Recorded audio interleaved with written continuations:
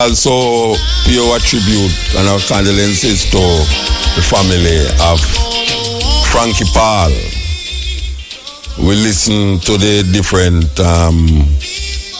tributes, so we don't want to double up no program here, but we still have to mention Frankie Paul. We would be disingenuous if we never mention Frankie Paul. And we want to get up China Smith, because while we can say China Smith put we on the charts in Jamaica, I know that he was the first one for record Frankie Paul from down High Times days. For those of you who remember High Times, down at the bottom of King Street there, in the mall. Frankie Paul and I used to almost live down the mall. China was the one who controlled that place, and we used to down there and record songs, and not record songs down there, but rehearse songs, do things. Frankie Paul used to behave like him as Stevie Wonder. Our people don't know, say Frankie Paul was given land, a compound. Now when I say compound, now I talk about, if you look at IRFM, the whole IRFM I saw, Yahya Jammeh, the former president of Gambia, gave Frankie Paul land, a compound. We call it compound in Africa because it show ownership. Just like if IRFM did there in Africa, they would have call it IRFM compound, meaning say the things them that is housed over our next to a wall surround it, showing ownership. And him have him wife them too. I mean, I talk about President Jammeh, I talk about Frankie Paul in a Gambia. Frankie Paul was a man who lived in a Gambia, having big estate in a Gambia, and him wife them in a Gambia, because it come a time when him become Muslim. Him latch on to the Muslim faith and start learn the language of the Gambian people. So that is part of Frankie Paul, where a whole heap of man or woman might not know about. That Frankie Paul used to live in a Gambia and him have him own compound in a Gambia and more than one wife in a Gambia. And they really get converted to Islam. And he's a great singer, high-pitched. I mean, like, not only high-pitched, but like, no miss a card. So we say, yes, Gambian, like myself, yeah, Jammeh, even though people tend to see him as a dictator and a person, but me see him as a Pan-Africanist. Me see him as a Pan-African. The first time he go to Gambia, and the only time, them sign me up to be a citizen of Gambia. So me can go to Gambia and say me is a citizen. Just like that. I don't know if now, because Yaya is not there anymore, and I don't know what will happen to Frankie Paul yard where him left down there. But I know that is something Jamaican people should know. Jamaican people should know that Frankie Paul lived in lived in Gambia and have him own compound. We say compound because it's so we call it in Africa.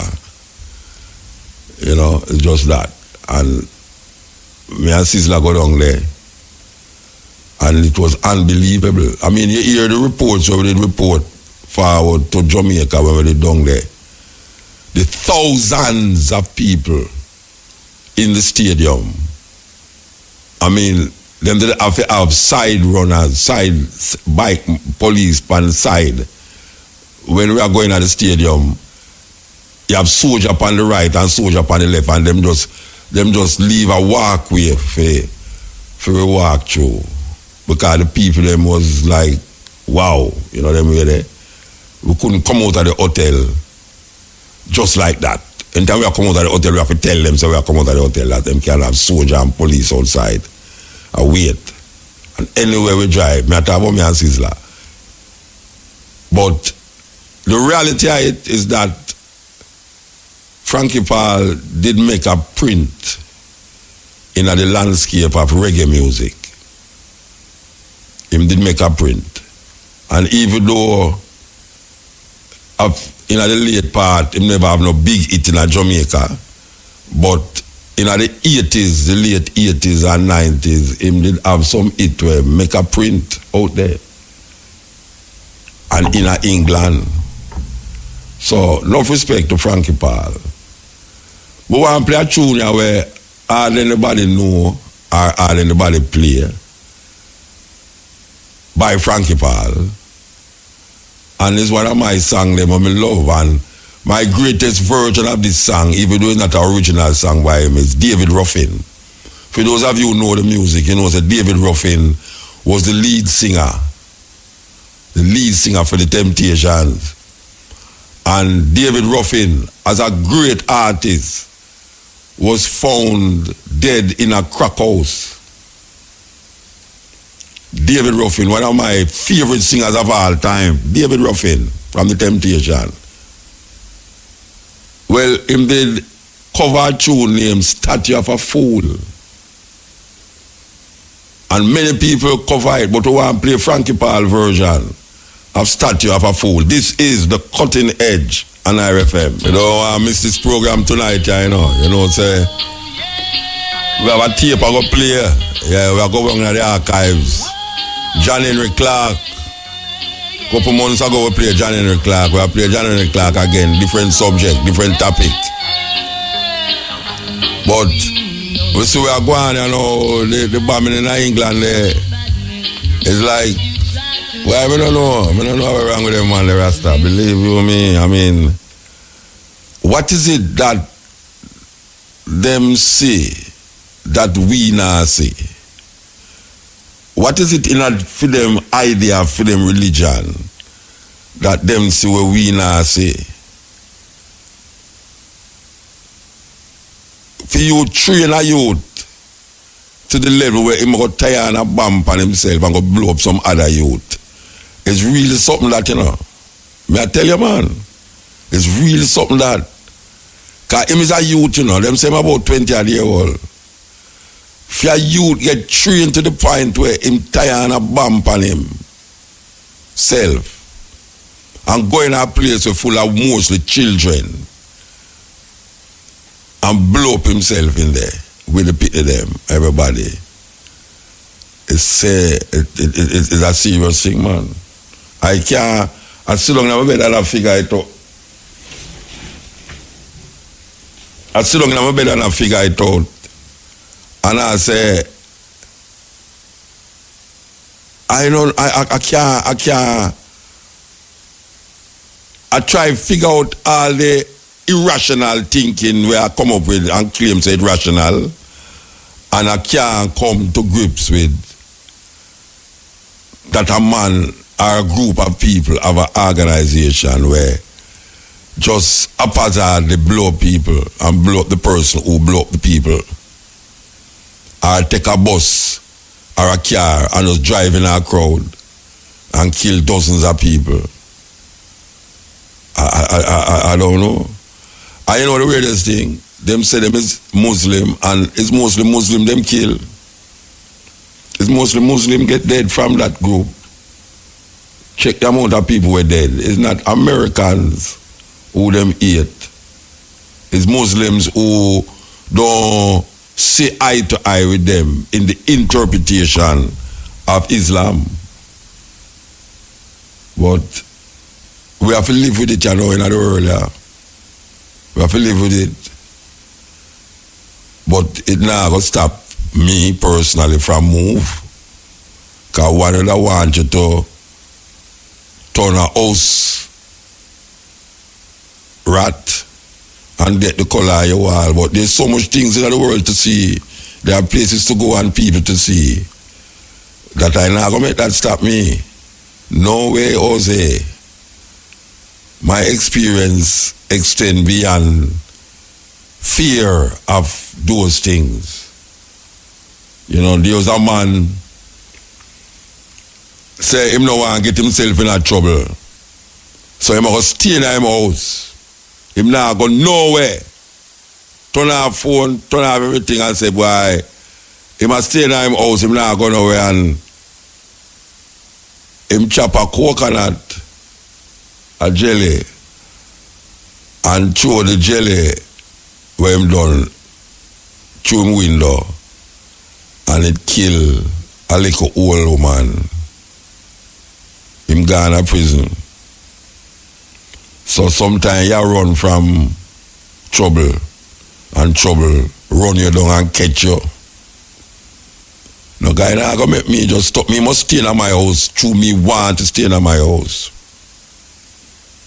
Me not gonna make them tell me about Ebola in West Africa, and then now when me hear from the shout, it's just certain part of Africa right there, and they make me no want to go to Africa.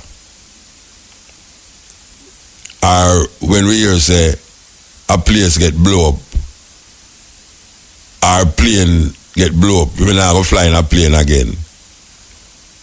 Because there's more much car accident in the place, you know, that it is easier for you to crash in a car than to get a plane, die video. Yes. So that fear not in me. That fear not in me at all. I hope it not in you. Because the only way you can know is to experience. Most of the time. Because experience teacheth wisdom. Don't follow the national anthem by saying, grant true wisdom from above. There's no wisdom above in the sky to be experienced. You have to experience it through your lifelong endeavors. That is how you get wisdom, through lifelong endeavors. That's why in Africa, them search the elders to speak and to ratify and clarify things. Because it's through experience you get wisdom. Through reading and information you get knowledge. And through religion you get a belief. And belief is what is mashing up the world. Too much people have too much different religions that is creating havoc in the minds of the people. You have become deluded. To the Tony Rebel asks me, why you have Tony Rebel, you know? And the youth them upper flames today. Tony Rebel asks me, Samuta, you interview a whole heap of people all over the world. And all on the radio and them thing there. Oh, tell me some of the people them you that like interview. I say, well, the number one person would I like interview is Jesus Christ. And the next person would I like interview is the devil. I would I really like to sit down with those two entities and talk to them seriously about what me think about them. Yes. So if anybody know which part I can find, good afternoon, good night. Hi, good night. Why you sneak coming in like you know what I know saying here?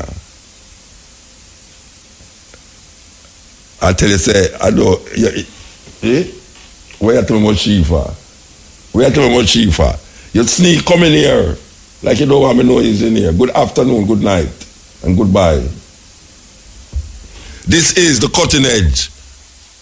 Okay, here goes. Why them give me a next new lady. A new lady. I don't know how much new. Cabo, I can't take so much new lady, you know. New ladies every night. Oh gosh, man. Treat me better than that. This is Frankie Top in the mix, and this is a trap. This is something else.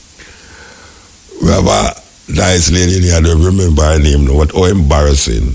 What is the name again? Sandra. Eh? Sandra. Sandy?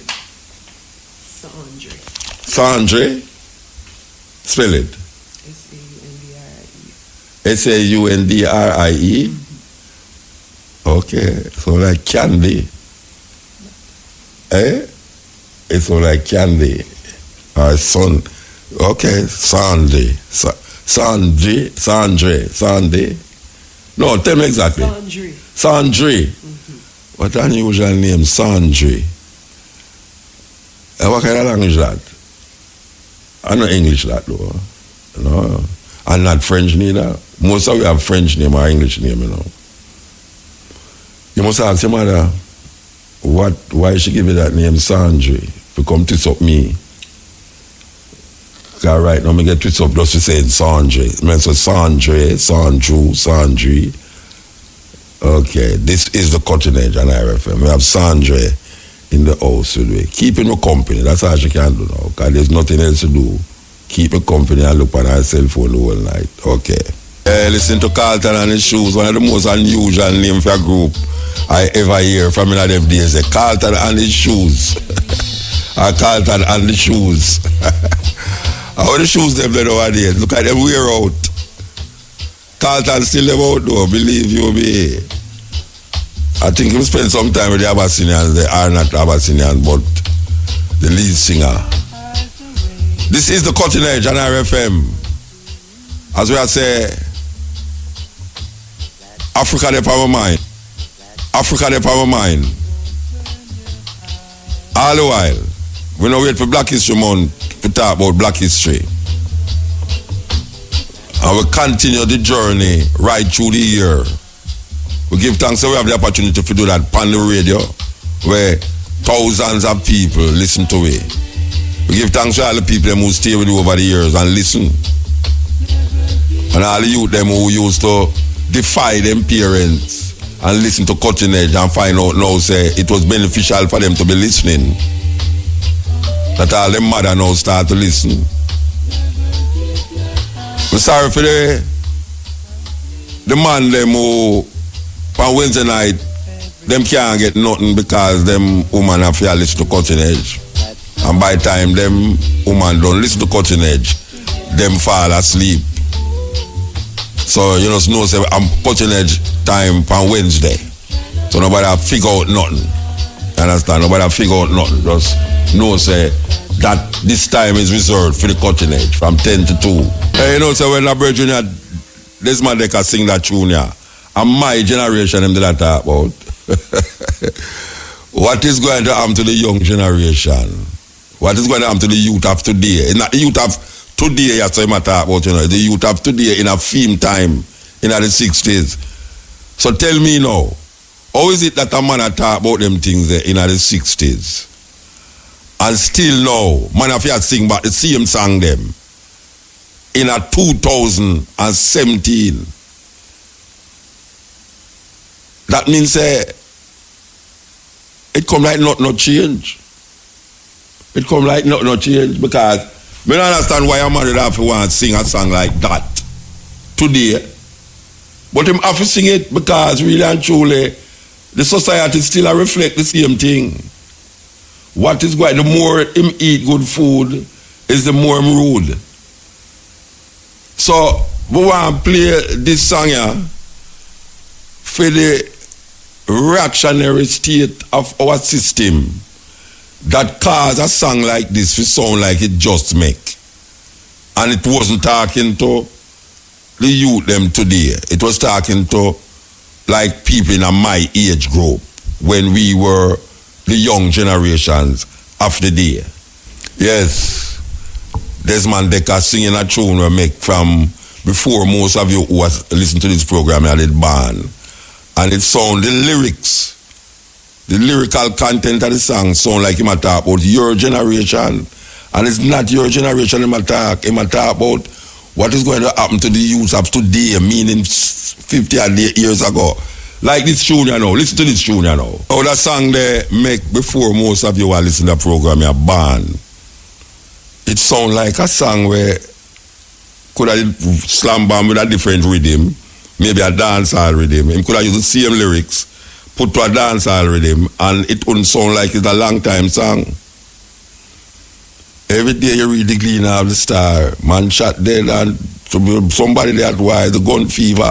We have a gun fever in Jamaica. So the question is, if a man can sing a song like that 50 years ago, 40 years ago, and today a man can sing the same kind of song and it's still fresh, that mean what? What that mean? It means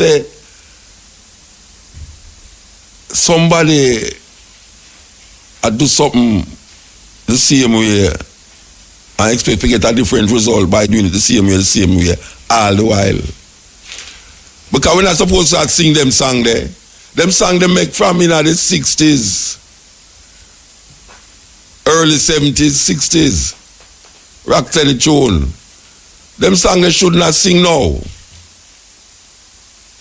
But yet still, it's most of them songs that you turn on your, every day you turn on your radio, is man leak out marrow or kick out marrow or do some, you really glean on the stars, somebody get shot and family dead, a woman a kill 70-year-old woman, and I mean, baby, I mean, terrible. Man a kill all youth point blank, old gun from baby point blank, and shoot them. And hear the man talk about the gun fever is back. The gun fever never gone. The gun fever, I remember when we used to go to Wesley School, Tower Street and Rosemary Lane corner. The gang them, where they debut was a gang named Spangler and Max gang. Them gang they drive fear in people from down in the south, they rate town, go back, come forward to Ayoban Street, Price Lane, come right back to Mills Lane, Barry Street and all them places there. Man a walk and a rub off corner with him shoulder, ratchet and gun. Bad man business, Max gang, Spangler gang. And now we still the same thing going on, so one other gang. So wait, you know, them things they not gonna stop. You tell me, say, 50 years from now, the artists them in Jamaica are gonna still sing them song, yeah. Me talk to the politician them and the preacher them. The politician them who is responsible for them say Jamaica spend more money for prevent crime than any other Caribbean country. I want it for the hear me I say. The expert them, not me say, the expert them say Jamaica spend more money on crime prevention than any other country in the Caribbean. And guess what? Jamaica have the largest crime rate. Anya, so when I say Anya, so I talk about the Caribbean. 1,000 people dead per year, murdered, and most of them dead by the gun. We are say, how is that possible? How is that possible? That these songs was made when you who listen to me was children. I never born yet. And I want to tell you so, a whole little pound of mother never born yet neither. Cause the little girl inside there with me. Sorry for calling you little girl, but I shouldn't even say little girl, you know. She look well experienced. But all the well experienced little girl inside that so. Maybe her mother never born yet. It made me go ask her, when I come up here, I go ask her mother age. Because I know, see, I bet you anyhow her mother never born yet. When them song you make. And yet till her mother now come experience gun fever. Every day you read at the Gleaner and the Star. I take up the paper today. And the first thing it me mental illness worry. Imagine now, this, you know, somebody have to talk to this man here, you know, because you're the man saying, professionals say data suggests doubling of cases in 10 years. What is going to be doubled? Mental illness. Him say in 10 years' time, just think on how much mad people you know. Because people say mad mental illness, but you have a different kind of mental illness. And most Jamaicans are traumatized. And him say in the next 10 years, all this trauma, all this, what them call it, worry, all this blood pressure where this society cause will be doubled or tripled in the next 10 years. And I remember it clean from the end of the way name they say a couple months, yeah, well, I must say a couple years ago, them say 40% of Jamaica is suffering from mental illness. This is the top psychiatrist in Jamaica. Said to Jamaica, say, look here now, 40% of Jamaican people need psychiatric help, mental illness. Take them over. Now this man come now and say, hey, watch your man. You see that the next 10 years? No. If England did say 40% of Jamaica have mental illness, and this man come now and say, start about, stop. Listen. No, where you say, where you show me something on the paper, tell me as well. 2011, England did say that. 2011, all right. England did say that. It out in there too? England mentioned in there? I want to talk to that man tomorrow, you know, but here now, England say, in 2011, say 40% of Jamaican people is mentally ill. And this man come now in 2017 and say, in the next 10 years, mental illness will double or triple. Well, that I said to you now, that who of Jamaica.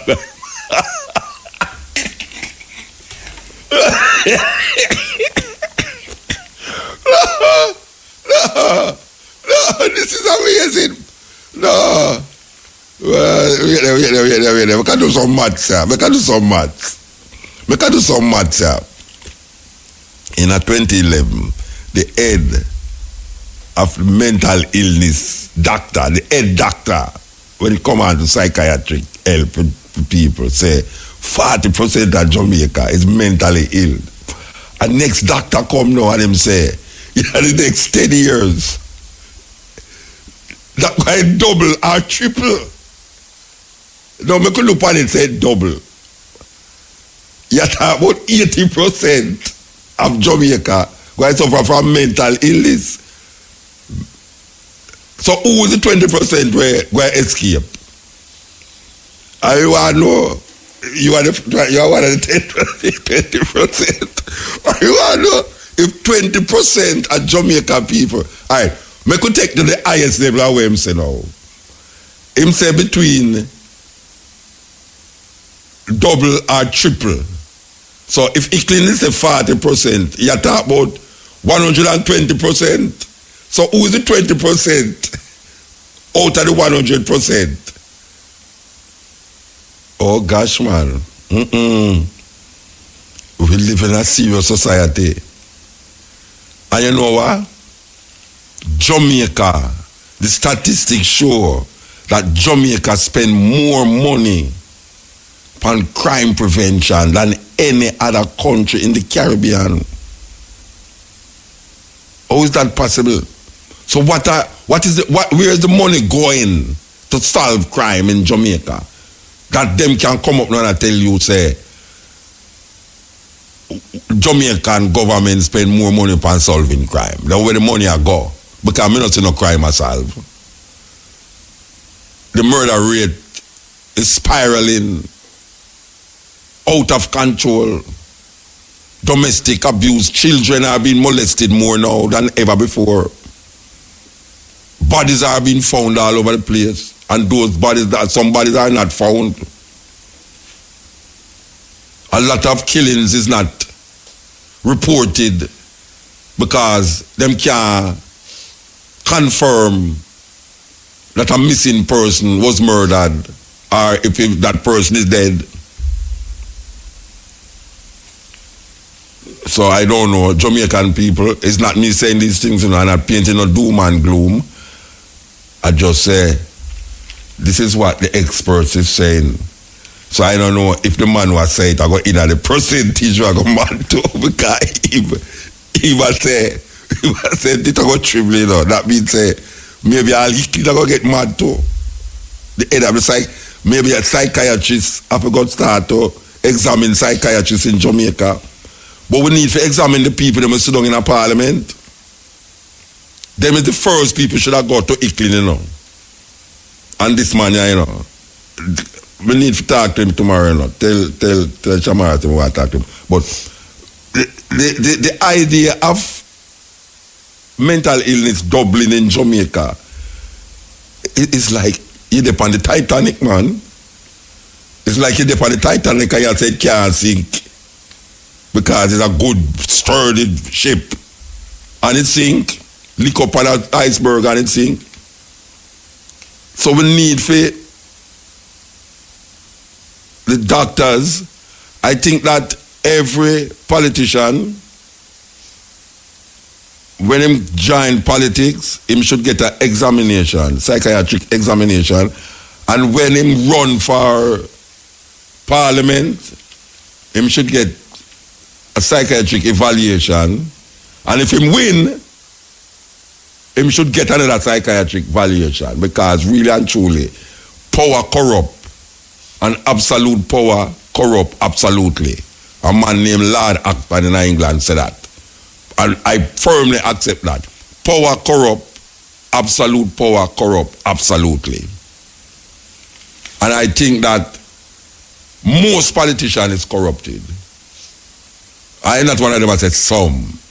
Some can be most. And I would say, well, you know, 20% of them corrupt and the other 80%. Because, watch out, 40% of we mad.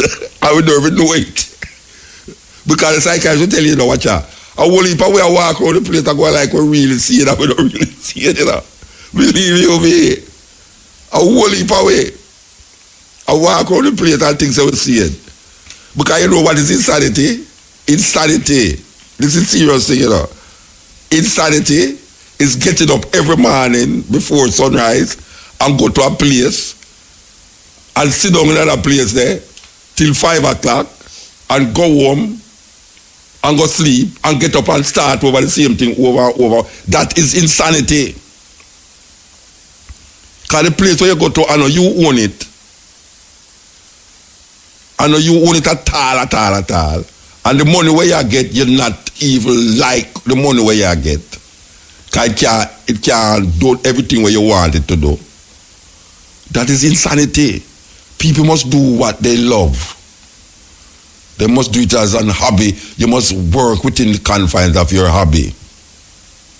I am truly believing that most people shouldn't make them hobby become a business. So, when the psychiatrist say,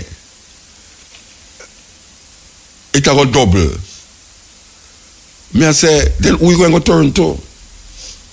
Because yes, your man up there preach about go to heaven.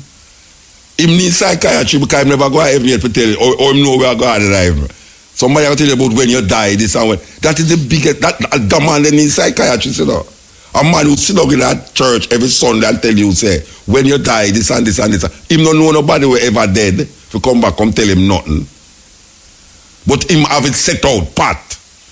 When you die, if you live a certain way, you're going to heaven, to the pearly gates. And the Lord will do this and the Lord will do, hallelujah. No, send around the collection plate. And them don't pay taxes. That is insanity. When a politician get up and tell you, say, look here.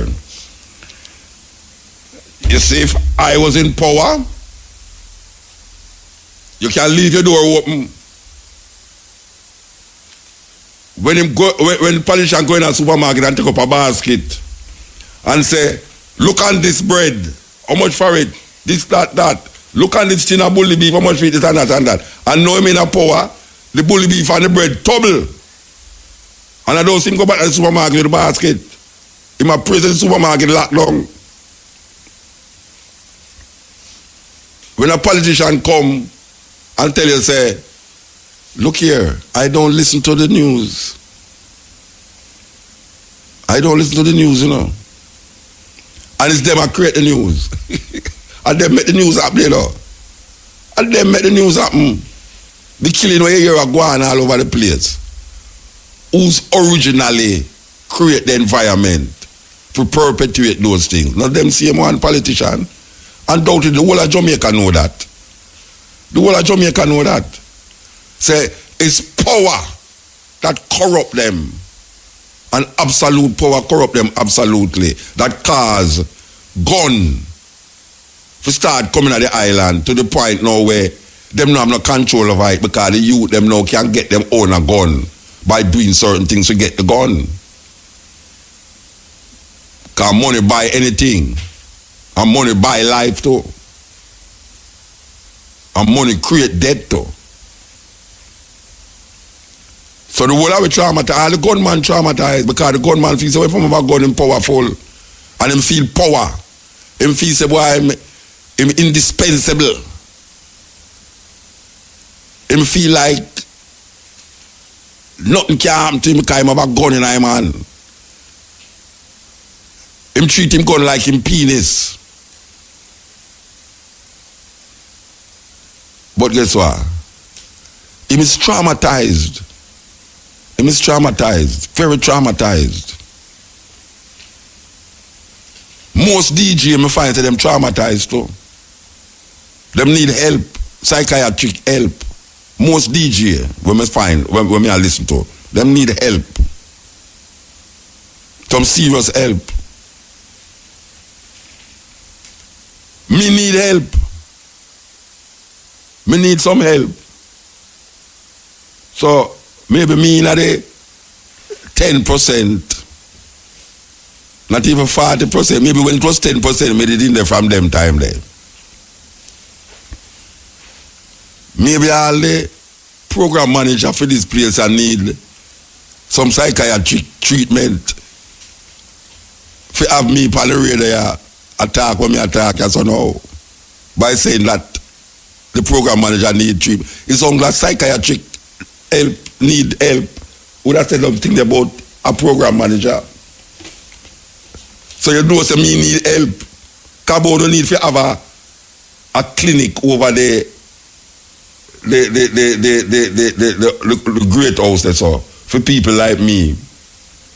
Because me most mad for there upon the radio and say my program manager need help because she have me upon the radio when need help. Who need help? Not to mention the general manager. Who we don't even know. Maybe me know. See there? That's what shows me need help. Me need help. We need help. The gun thing is a terrible thing. Yeah, this is just cutting edge. Turn it over to Pat Clarke. Welcome to Jamaican Roots and Culture. I'm Pat Clarke. This week we pay tribute to the late great Frankie Paul, who transcended this life on May 18, 2017. I hope tomorrow will bring better you, better me. Then we'll show this world we got more we could be. So don't you ever give up on your hopes and your dreams. We gotta get up, get into it, get it on to be strong. Born on October 19, 1965, his given name was Paul Blake, but he later took the stage name Frankie Paul as he embarked on a singing career. Blake was born blind, but as a child had his sight partially restored by an operation on a hospital ship. He started singing from his childhood days. He had the opportunity to sing for and impress the American superstar Stevie Wonder. Wonder, who was slated to perform at a concert at the National Stadium in 1970, visited the Salvation Army School for the Blind, the school that Blake attended. He heard the young Blake sing and encouraged him to pursue a singing career. While at school, Frankie Paul also learned to play a number of instruments, including the keyboard. The Jamaican dancehall reggae artist later became dubbed by many as the Jamaican Stevie Wonder. Blake first found fame in the early 1980s, and he recorded prolifically throughout the decade of the 80s. It has been said that he has recorded for virtually every producer and studio in Jamaica at some time or another, and has been known to release several albums a year. Frankie Paul had a voice that improved with each release, and although initially compared with Dennis Brown, he had evolved a strange nasal throaty style that made him sound much older. It was the sheer exuberance of his best performances that gave away his youthfulness, and his 2 London appearances were well received. Frankie Paul, who had moved to the African nation of the Gambia in 1994, was a major dancehall reggae star in the decade of the 80s and 90s, with hits like Worries in the Dance, Pass the Kushum Peng, Casanova, and Sarah, among others. In January 2016, he underwent surgery to amputate a foot and part of his leg. The Jamaican reggae artist died at the University Hospital of the West Indies on May 18. According to his sister, Trish Clarke, he died shortly after 10 p.m. He had been suffering from kidney problems and was on dialysis 2 days per week. Frankie Paul had been admitted to hospital since April. He will be sadly missed by his family, his colleagues in the music business, and countless numbers of fans around the world who loved his music. And now, to end Jamaican roots and culture, here's our famous quotation from the Black diaspora. When I discover who I am, I will be free. The words of Ralph Ellison. And that's how we end today's edition of Jamaican Roots and Culture. I'm Pat Clark. Tidal wave, tidal wave, tidal wave, tidal wave, tidal wave, tidal wave. Oh yeah, yeah, alright. Tidal wave, it in the tidal wave. Frankie Paul, he never get paid. Tidal wave, it in the tidal wave. Michael P, he never get paid. This is the cutting edge, and I FM there with you. So, as I tell you before, we want to play this tape here. You know, Cutting Edge is known for these tapes. This is what make Cutting Edge what Cutting Edge is. So, this is the university part of the Cutting Edge program. So, while listen, John HENRIK CLARKE talking about Africa before slavery. You know, most of the time when we hear about Africa, slavery, we think pan. We don't know so that African history got thousands of years before any European or Arab go in Africa. We were not taught that in school. When I used to go to school, I think Egypt was in the sky. And I never know so Queen Elizabeth got to toilet. I never know those people do the same thing that I do when them go to toilet neither. So you must know how highfalutin our thinking was as a youth. So when I hear say Egypt in Africa, and all the while I go to church, I hear about Egypt. I never know say it in Africa. And when I hear about Ethiopia, I think it was Rasta foolishness. I never know say Ethiopia is the first country mentioned in the Bible. And it goes on and on the way there. So the issue was hidden from us that we couldn't find ourselves in history. Because most of the things that we were reading is in the Bible. And we never see African people in the Bible. So at a greater extent, we never see we as part of history, world history. Come find out now, say, but are we create world history? But now we are traumatized. We are traumatized people. We go around either and thither and don't know where we're going or if we're coming or going. And anything them throw at us, we just ramp it up. Everybody look the same way, but just everybody say them unique. Me different from him and everybody have on the same clothes. Terrible. So here goes.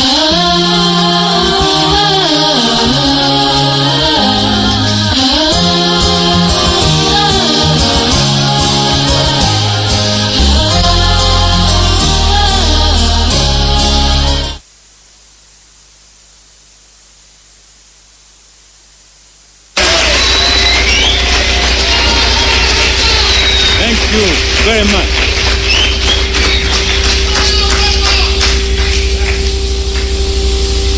I appreciate being here again.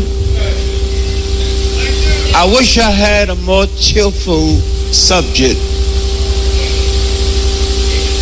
A brother spoke to me before I came on and said we need to have some homework. I have been doing my homework all along. I have looked behind the slavery curtain to see what happened before slavery. There have been many slave periods in history, and slavery is something that has touched the life of every people on the face of the earth, no exception. The best known slavery period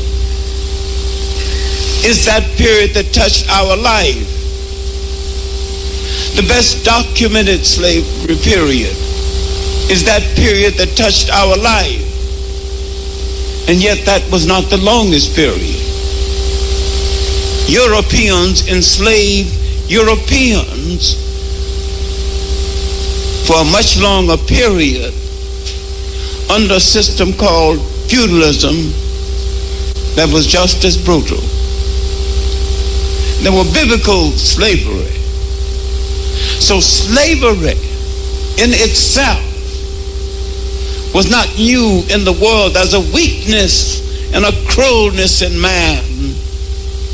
There is a denial of man's God in making another man slave. And there are people who solicit their God to endorse their enslavement of other people. All forms of present-day organized religion is endorser of some form of slavery and some form of oppression of other people. Therefore, all forms of organized religion is ungodly.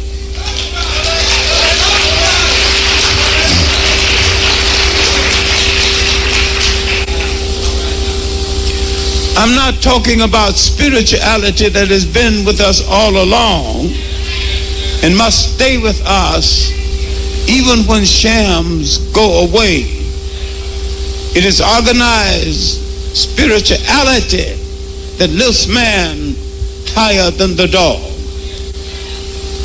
Our crisis today, the crisis in Somalia, the crisis in Africa, the crisis in the Caribbean islands, the crisis in the United States, that we have lost from our historical memory the time when we were in charge of the state and when we ruled the state, that the methodology taken out of our mind and not the mind of a foreigner, a faker, and a fool. When independence came to Africa, when the concept of independence came to the Caribbean islands, when we had our charade called the Civil Rights Movement, nobody was fighting to be totally independent of their former slave master. In some way, we were all crawling to get back on the plantation. We were fighting to consume his hamburger. We were fighting for the right to make our oppressor rich. So we did not understand the nature of liberation. And if you do not understand the nature of liberation, mentally you are still a slave. Now the slavery that we still must grapple with started in the 15th and the 16th century. Slavery started in the world when man emerged in the world and developed a fear and a weakness of other people and felt that they had to enslave another people to feel safe. That was one kind of slavery, but slavery based solely on race, on color. That's the slavery hatched from the European mind in the 15th and the 16th century. For there were periods when Europeans enslaved Europeans, Jews enslaved Jews. Now my focal point is that for most of your existence on this earth, you lived in independent states fashioned by your own mind. And that this great event has been removed from your historical memory. I want you to travel with me just a little while, or we go behind that slavery curtain and see what did you do when you were in charge of the state all by yourself. You didn't ask any foreigner to assist you in any way, and you ruled the state exceptionally well. In some places, you ruled so exceptionally well, you had no word for jail in your language because no one had ever gone to one. You create words to describe what happened. If no one ever gone to something called a jail, you don't need a word for one. If you never threw away children, you needed no word for orphanage. If the life between a man and a woman worked and functioned because of the support system coming from both sides of the family, you never heard of a thing called divorce. Well, no one ever got one. You got mixed up with someone else's thing. Now understand me. I have gone over cultural incubation. When you come out of a cultural womb, the chemistry of that womb shapes your personality. When someone puts you into another womb, it's like putting you into the stomach of someone who's not your mother. The chemistry of your personality is shaped another way. Therefore, you had no wife beaters in Africa. You had no teenage pregnancy in Africa. So your worst traits were picked up from your oppressor because you were living in a state that you did not fashion. And because the state that you fashioned was removed from your historical memory, when finally you developed semi-independence, because you had forgotten how you ruled the state, you became the imitators of. Now, let's deal with the interference which led to the confusion about your structure of the state. The first invaders of Africa from Western Asia. Now the Africans in North Africa and Northeast Africa became a little confused between their culture and the culture of the people of Western Asia. Some of them debased, and some of them degenerates, some of them bringing in habits the Africans never knew. And this confusion in Africa's generosity and his traditional hospitality to the stranger began to impinge on his own methodology of rule. This would be overcome And he would enjoy 1,000 years of peace before people called the Assyrians, now called Syrians, would come back. Terrible, they would make way for people called Persians, now called Iranians. And they would be so bad, mulattoizing Africa, until even the husbands who had imposed themselves on the Africans would cry out against their Iranian relatives. And they would open the door for the young Greek, Alexander, called the Great.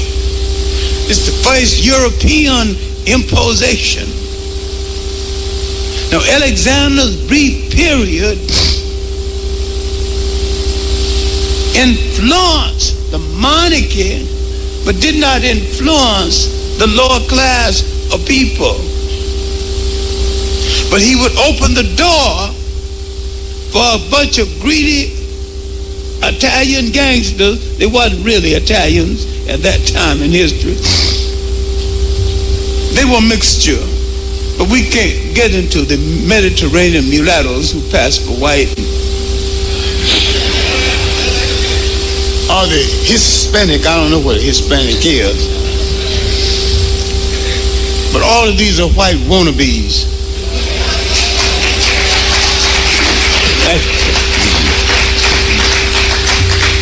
That would be about 1/3 of the population of Europe, all mixed with us. If one drop of us makes you a whole, our powerful blood has given us at least 1/3 of Europe. Now, we didn't make the law now. If those who made the law want to change the law, they still have the right to do so. We made no racial law and didn't know anything in the world was called a race until some fool imposed it on us. Now, what I'm trying to get to is that Rome established itself in North Africa, while the bulk of Africa was still free of foreign domination. The Romans eventually stopped killing Christians and became Christians, so disgraced themselves in the mismanagement of the faith, they opened the door for Islam. The Africans, thinking that they would adopt Islam and get the Romans off of their back, were right. But Islam and the Arabs replaced the Romans on their back, and they're still there. Instead of getting a friend, you got another conqueror impinging upon the independent state. As Islam swept across North Africa, led into Spain by black general Jabral Tarak, great states were born in the Western Sudan. It was independent states below the Sahara, before Ghana. But Ghana emerged straddling the gold trade across the Sahara by collecting toll. And this independent state would suffer from the spread of Islam into Africa, especially into a kingdom called Susu, now called Mauritania. The Islamized blacks and the Arabs in this kingdom would ultimately destroy Ghana. But before this destruction, this independent state rose to great magnificence. In the 9th century, they could mount an army of 250,000 men, 40,000 archers. In the 9th century, By 1000, they had a king named Kenasi. This would not be so significant except Kenasi had a habit of inviting a few people in for dinner. He would announce in the morning without any warning. He'd like to have a few people in for dinner, maybe 10 or 20,000.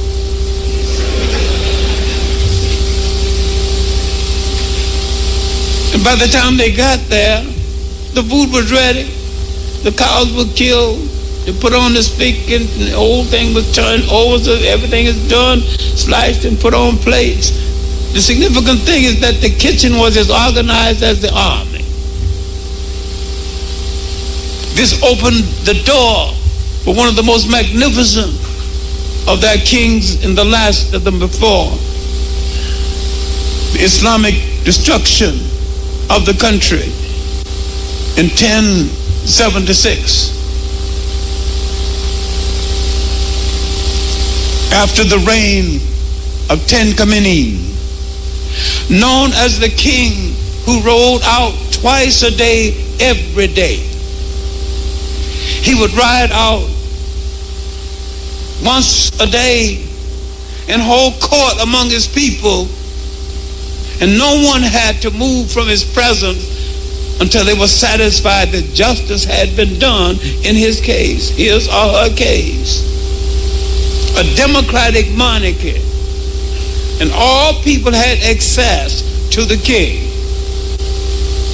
He would ride out in the evening, dogs better dressed than the kings of Europe, silk and satin, gold aplenty, 4 men walking behind the horse, brocade mat, just in case the horse wanted to sleep. The men could throw down the mat.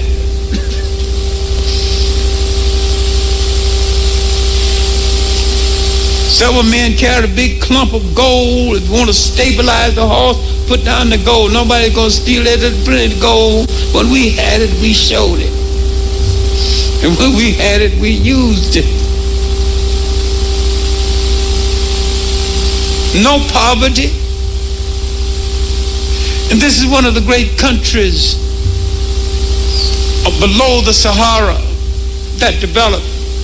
And why do we have such good records? Is because many times Arabs visiting the country made good records, and some good records were made by local people.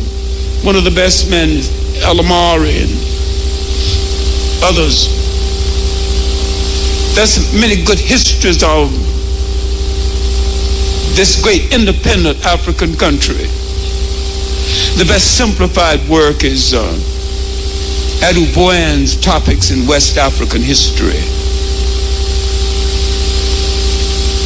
Basil Davison's work on West Africa, some interesting history, but Jacob Ajayi's work on West Africa before 1000, Father Bauer's work on school history of Ghana. There's plenty of good work on this kingdom. But after this kingdom in West Africa, we're dealing with inner West Africa called the Western Sudan as against coastal West Africa. After this country was overrun by the neighboring country, the Susus, another kingdom arose, Mali. Now the Susus invaded Mali and destroyed all the royal family except a crippled boy named Sundi Atta. The crippled boy was cured. This is significant because it tells you how much Africans knew about the orthopedic sciences at this juncture in history. He grew up tall and straight with no signs of ever being crippled and never seen a Western doctor. He was called the Lion Prince. He freed the country from the domination of Mali, the Susus. Brought all the territory that used to be Ghana into Mali. Literally the father of that country. The second great king, Sakuru, was a Muslim. Remember, Ghana was destroyed by Muslims. Mali was nominal Muslim, I mean the royal family was Muslim. We have not studied the black side of Islam, because the black side of Islam had nothing to do with Arab or Arabism.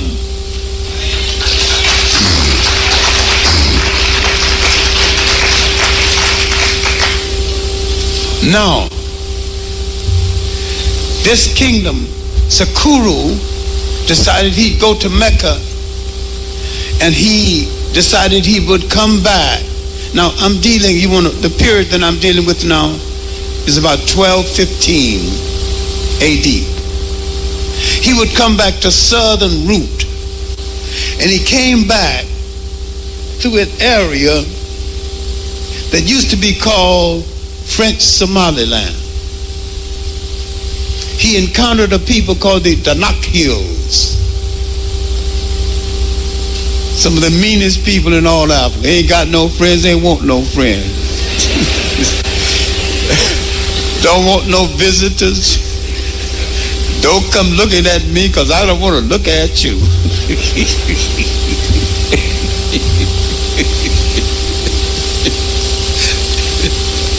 They drove de Gaulle out of it. De Gaulle came there asking them to stay in the French Union. Said, what me stay in the French Union? I was never in it. Get the hell out of here.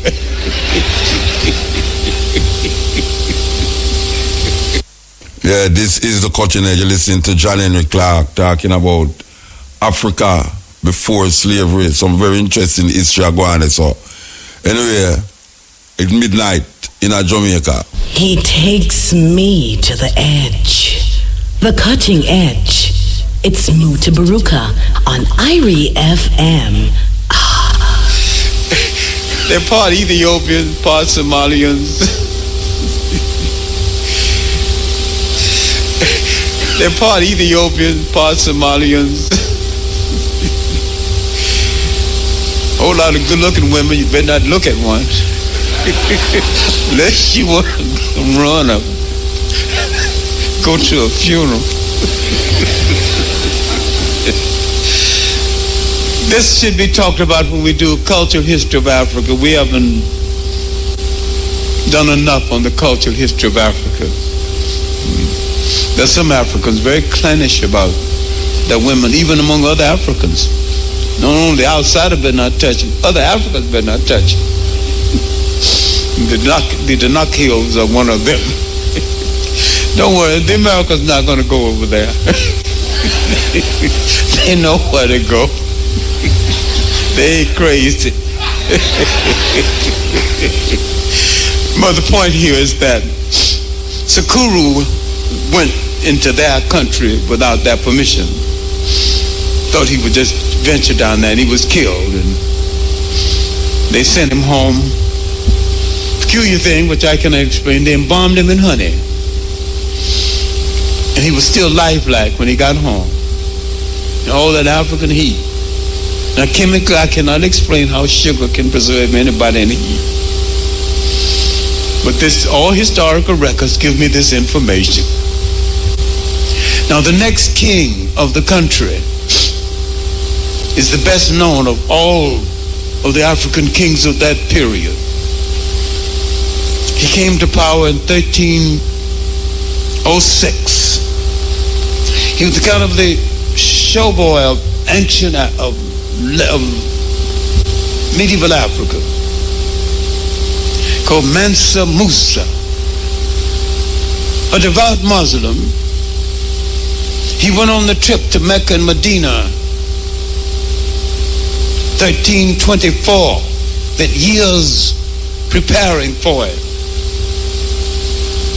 He had brought all the territory, the neighboring territory, into his empire. As he prepared to go on this trip, special gold was assembled for the trip. 250 bondsmen marched in front of his entourage, staffs of pure gold. 250 camels, each with 250 pounds of gold. When he went through countries that had a little depression, when he left, they had prosperity. He dug swimming pools, luxury. He had 50 royal hairdressers, and he only carried his favorite wives. When he arrived in Egypt, he was so splendid, they said, "He is Africa, there is nothing else." He crossed over to the holy places, thought there wasn't enough water in the well of Zim-Zim, thought he might build another well. They told him it was at the well of Zim-Zim that the prophet saw got the vision, so you just can't build another well. Because I think the well went dry years ago, and I think they're putting in some little faucet water in the well. Now, when you go to Nahar, you're supposed to drink from the well of Zim-Zim. Because a whole lot of Muslims don't know enough about their whole history to know that's supposed to do. He developed armed places, and on his way back, they decided to make him the Grand Caliph, a head of Islam in all Western Africa. But he was supposed to bow down and kiss the feet of the man giving him this great honor. He said, "This ill befits a great head of state. I will bow down to kiss your feet only if you bow down and kiss mine first." So nobody bowed down. On his way home, this is no ordinary king. So no ordinary homecoming present is good for him. His army had captured the neighboring kingdom of Songhai. They gave him a nation as a homecoming present. He went through this nation, saw with an architect, Ibn Asak. They took a sleepy mosque called Sinkori and developed it into one of the great universities of late medieval Africa. He took 2 princes hostage. In that time, you didn't declare war on people. You just take two royal princes. The king's gonna behave. I got 2 of your sons over here. After a while, the son was given too much liberty, and they rode closer and closer to home, and they got the message out that Mali is weakening, the king is dead.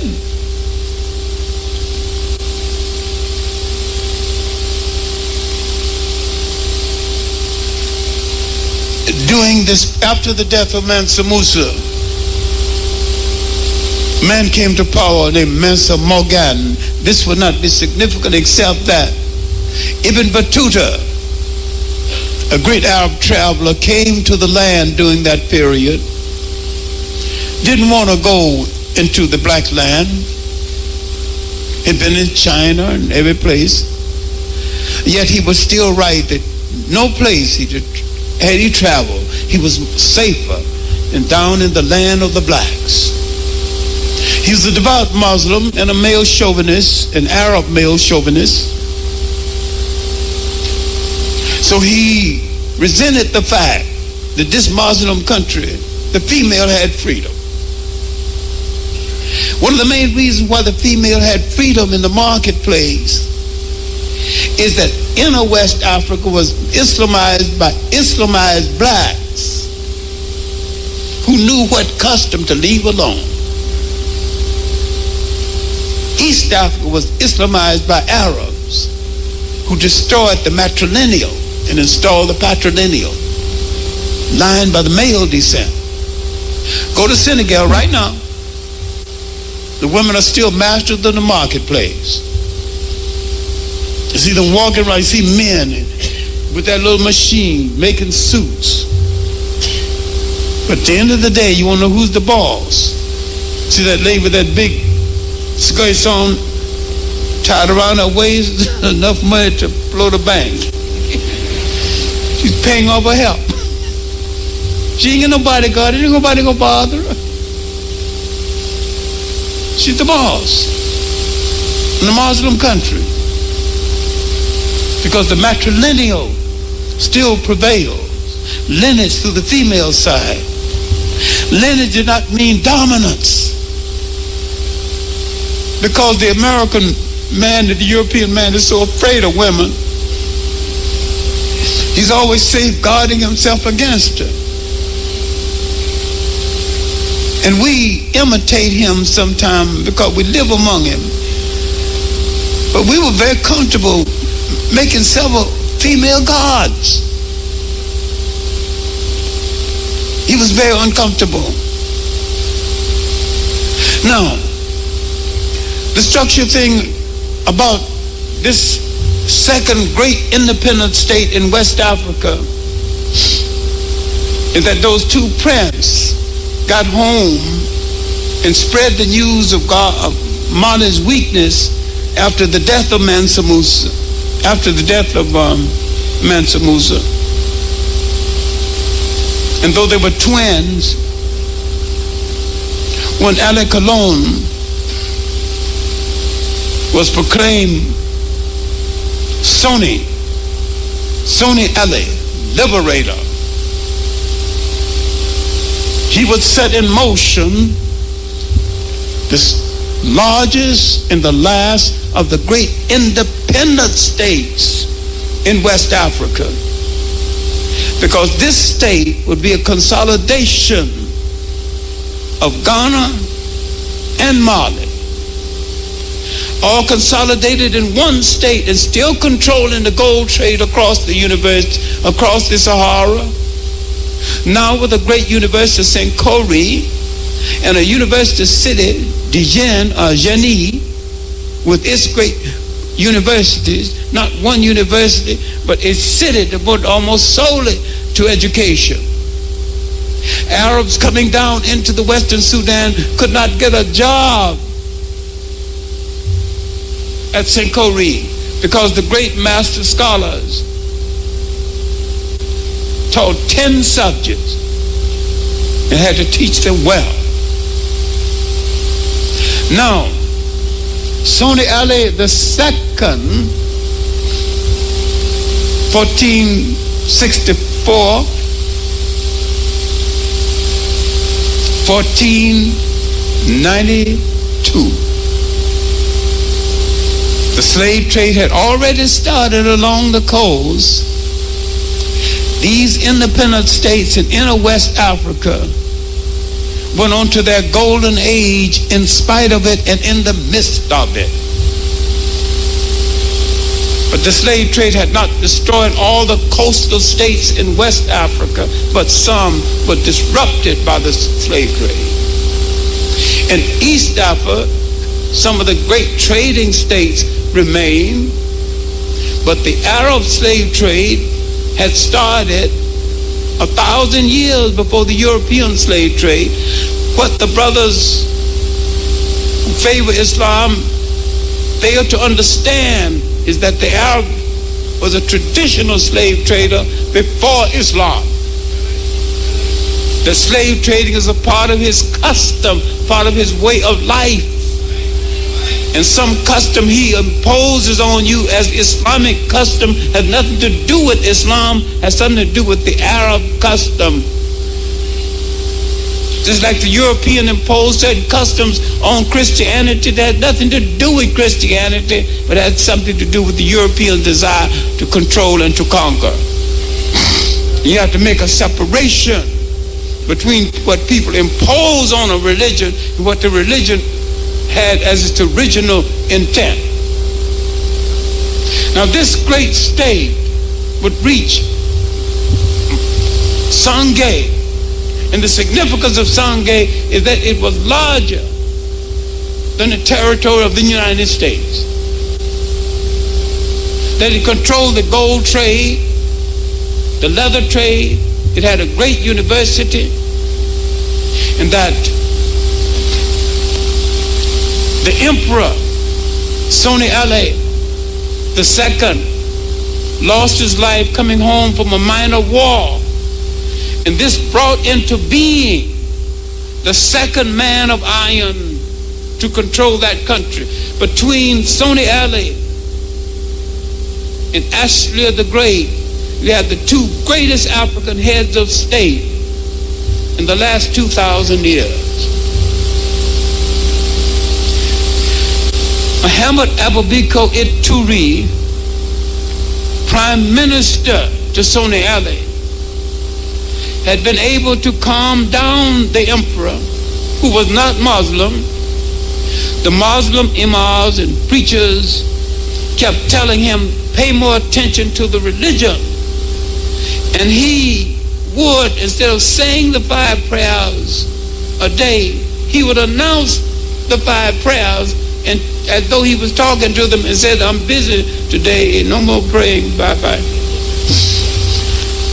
So finally they told him to go into the mosque and pray, because you represent the people. So he did go into the mosque, and so they were watching him. As he said, as he bowed and bowed up, he was giving orders to his lieutenant. He was running the state in between prayers. So they called him a barbarian. His mother was a Fulo, and he belonged to an African religion. He had no patience with Islam. So when he was drowned, the minister did not, the imams did not feel any sorrow. They said he was a pagan. Yet these same men wrote in the annals of the history of that time that fate decreed that his name be remembered forever. Now come to power, 1493. His prime minister, Muhammad Abubakar Ituri, on his way to his inaugural the sister of the deposed king shouted out, say it is not he, say he has not deposed my brother. Then she shouted out a curse word, throne stealer, usurper, thief, Ashley. And he stopped and said, I will not let the wailings of this sick woman disturb me. Henceforth, this is the name of my dynasty. Call me throne stealer, usurper, thief, Ashley. He's known in history as Ashley the Great. He carried that country to the apex of its greatness. He was blind the last 10 years of his reign, and he managed to disguise this until at last it was discovered, and he was deposed by a son. That son was deposed by a cousin. And he went, sent for his love child, son born from one of his love marriages. When he was over 80, he had 50 sons over 50 years old. I'm not talking about all of his sons now. I mean all the ones over 50. He married into all of the kingdoms and nearly always begot a son. He was restored briefly to the throne, and the love child succeeded him, but he couldn't carry it out. The important thing now is that this kingdom pulled itself together due to a threat from North Africa. The Moroccans and the North Africans, the Berbers, the Arabs, the Moors had lost Spain. And they returned to Africa. So had conquerors with no land to conquer. By 1591, they turned inward on Africa with European mercenaries. They invaded the nations of inner West Africa using military equipment from Europe, some from Queen Elizabeth. They destroyed that great kingdom and permitted the slave trade from coastal West Africa to spread inland. In the meantime, the Portuguese and the Arabs had formed a partnership in East Africa. The Africans, not knowing of this partnership, some would go to the Portuguese to get help from the Arabs. Some would go to the Arabs to get help against the Portuguese. The African was politically naive in his relationship. He was now losing the effectiveness of the great independent states in East Africa and along the East African coast. But along that same coast, the Portuguese had encountered a great kingdom, now Zimbabwe and part of Mozambique. They called the Kingdom of Manapatapa, now Zimbabwe. They've seen great ruins in this area of an independent state. Now, when you look at Egypt, and I'm not going to handle this very well because this is Dr. Ben's area, you can have some argument because this is at the front door of Africa and the side door of Asia. But when you go further down into Africa and see ruins like Zimbabwe, when you go to Ethiopia and see the great religious complex at Lalibela, when you always look for some white person who came there, built these things and disappeared without finding them, you're failing to attribute to the African mind the ability to run a state. And this is the one thing we need to look back at right now.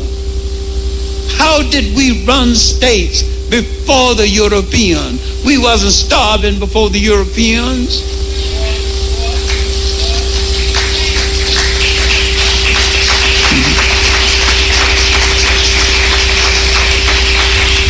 Our people were healthier when the forest was the drugstore. Now let's look at how and why the slave trade came. Because you're too confused about this system. You think that it came only to us. The Africans' generosity, unfortunately, miscalculated the strangers coming into his country. After that invasion into Songhai, destroying the structure of that country, they exiled the great scholars of the university, the last of the great chancellor, Akli Baba. He'd written 47 books, each on a separate subject. He had never gone outside of inner West Africa. When he arrived in Morocco, he had lost most of his library. When the emperor asked him about the Western Sudan he encountered with, he said, we're your co-religionists, we're your kin. He was telling you these North African corrupt Muslims, we're your co-religionists. We're Muslims the same as you. And they got killed. I would like to see before I die one single black scholar with enough nerve to really study Islam. Stay Muslim as long as you want to, but don't stay stupid.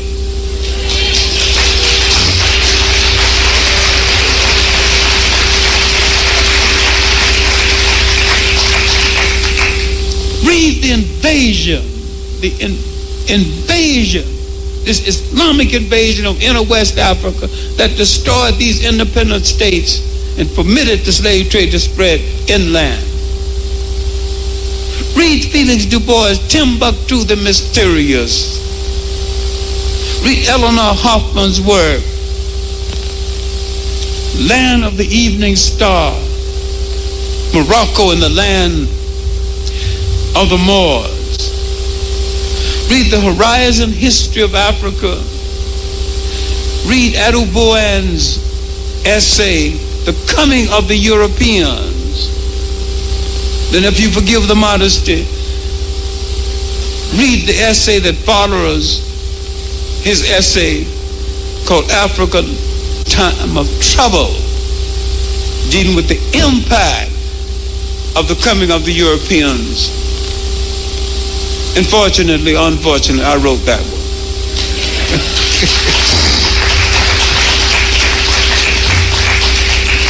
There is no shortage of information on what happened in Africa before the coming of the Europeans. There's no shortage of information on independent states before the coming of the Europeans.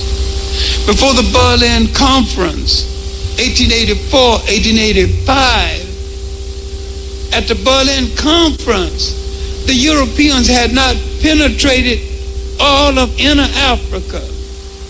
So Africa, totally under European control, lasted a little more than 50 years. Coastal Africa under European domination lasted maybe from the 15th right through the 19th century. But the hinterlands had a degree of sovereignty. Before the Dutch came to South Africa, 1552, South Africans were more or less free,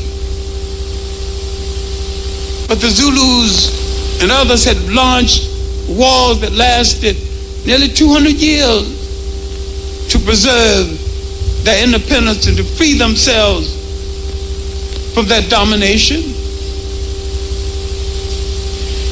What I'm trying to say in the final analysis is that if we study the methodology of state rule, if we study the justice system in independent African states before the European rule, we would have to prune some of the systems, but they're all usable. The spirit of those states are usable. If you study the justice system of the Jundai, that system is more democratic than anything we've got. These are systems that I've gone and lived among. I didn't just sit in rooms all the time. I've gone to courts in Africa, read books in Africa, talked to judges, gone to customary courts. How did you do it before? Talked to old men under trees, studied the Bush school, the old Bush school in Africa. The African people have the mentality to rule themselves and to feed themselves.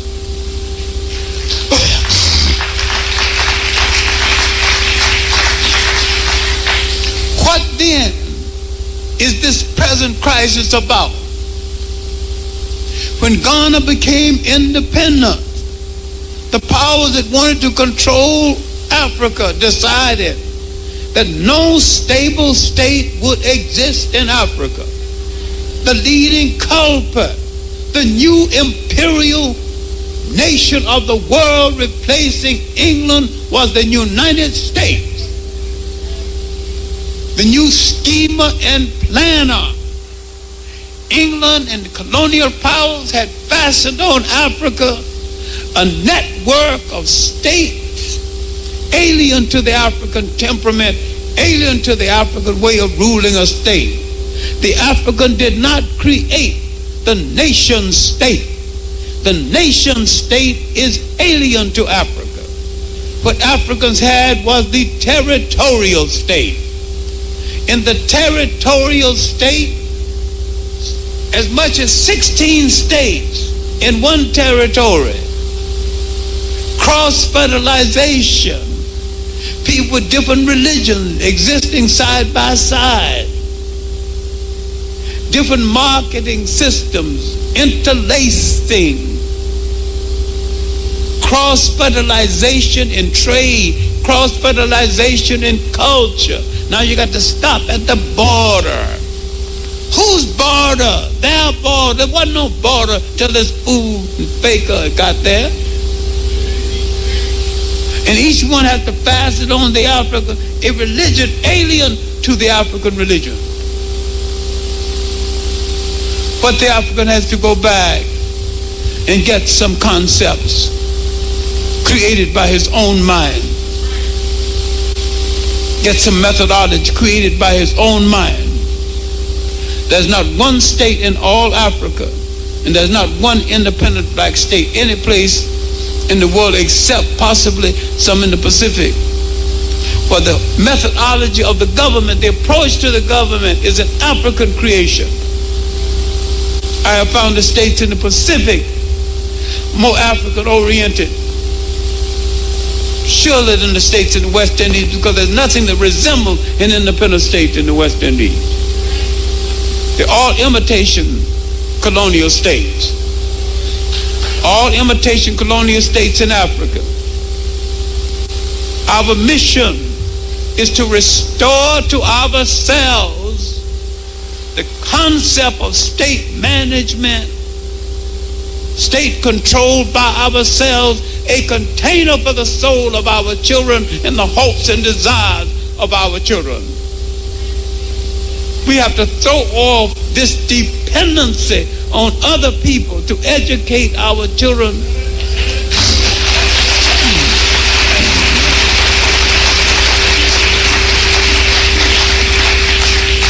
No one is going to educate you in the methodology you need that you can use to take their power away from them. Powerful people never educate powerless people. They train them.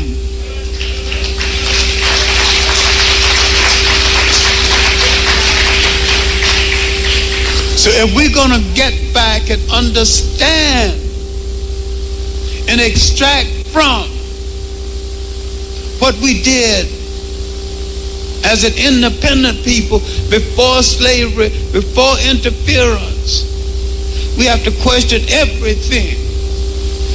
We may not have to discard any religion, but we have to discard every religious concept that did not originate in our own mind. We have to change it to suit our needs. And we will not be stupid enough to say this is an atheist nation like the Russians. It is spirituality that lifts man higher than the dog.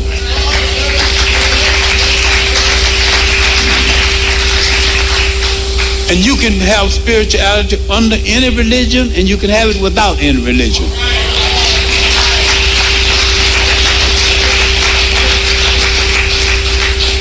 Religion is an artificial formation brought into being by foreigners, fakers, and fools.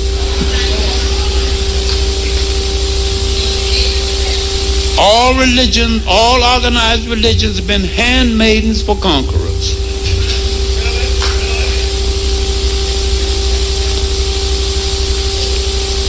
Whatever touches your life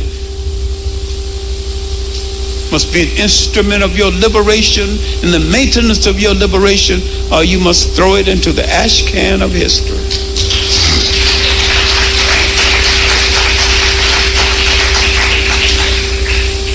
Take all the excess baggage out of your life and throw it aside. One of the main reasons the Japanese could rise from conquest, and remember 200 years ago they didn't even have a good wheelbarrow. Look at them now. They refused to let their conqueror take away from them their self-confidence and their idea of God as they conceived him to be. No people will ever be free if they worship a God assigned to them by another people.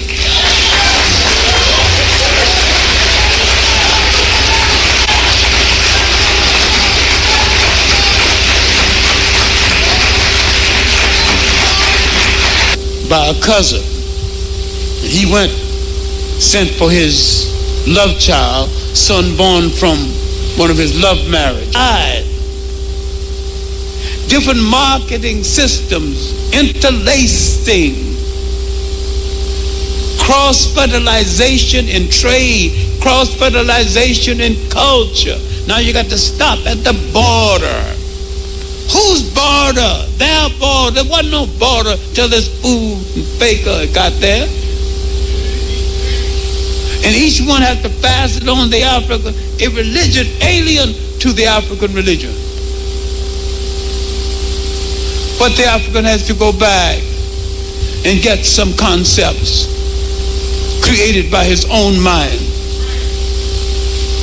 Get some methodology created by his own mind. There's not one state in all Africa, and there's not one independent black state any place in the world except possibly some in the Pacific. For the methodology of the government, the approach to the government is an African creation. I have found the states in the Pacific more African-oriented, surely than the states in the West Indies, because there's nothing that resembles an independent state in the West Indies. They're all imitation colonial states. All imitation colonial states in Africa. Our mission is to restore to ourselves the concept of state management, state controlled by ourselves, a container for the soul of our children and the hopes and desires of our children. We have to throw off this dependency on other people to educate our children.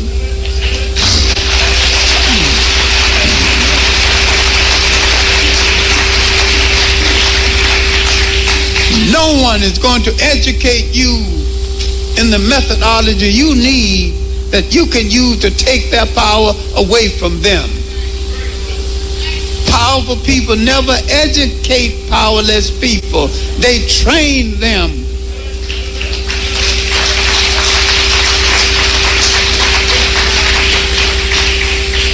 So if we're going to get back and understand and extract from what we did as an independent people before slavery, before interference, we have to question everything.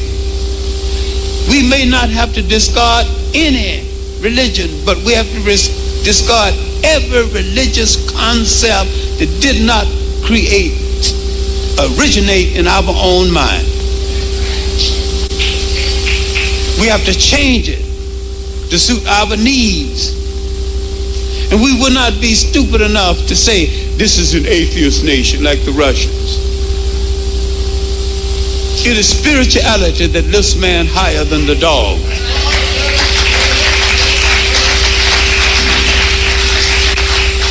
And you can have spirituality under any religion, and you can have it without any religion.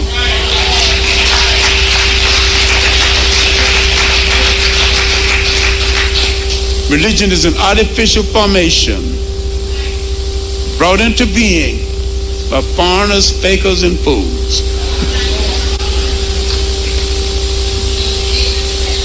All religions, all organized religions have been handmaidens for conquerors.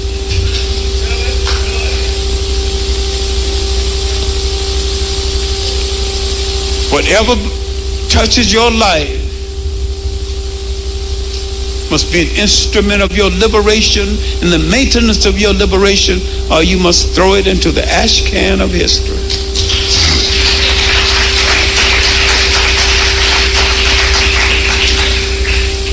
Take all the excess baggage out of your life and throw it aside. One of the main reasons the Japanese could rise from conquest, and remember 200 years ago they didn't even have a good wheelbarrow.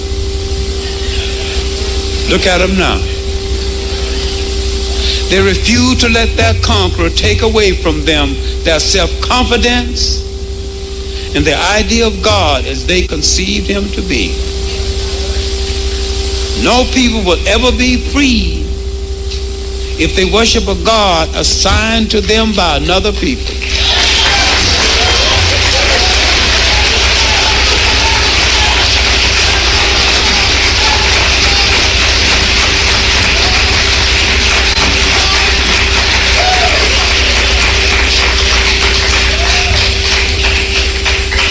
God is not God, less God if you see him your way, and he is not less if you see him in your own image. Seeing the deity in your image is a responsibility, and you will never have full respect for the black father in your home if there's a white father hanging in your church. Thank you. The cutting edge has been a source of enlightenment and upliftment for the youth. Parents, please follow suit.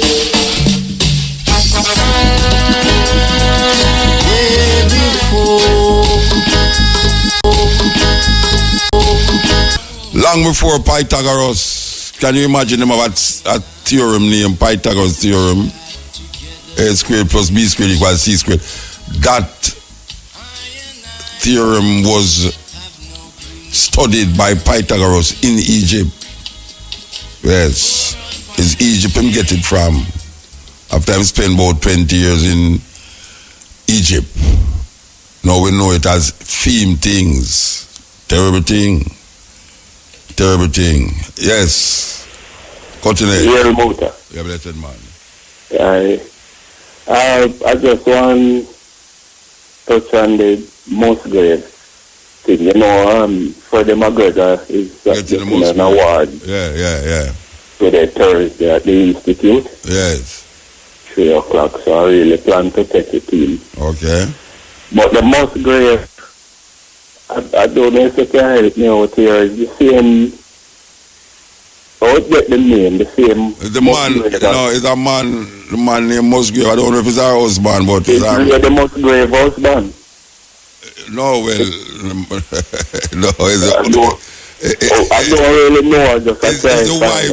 I think it's the wife of Mr. Musgrave, who said she don't want to pass Devon House because a black man own it.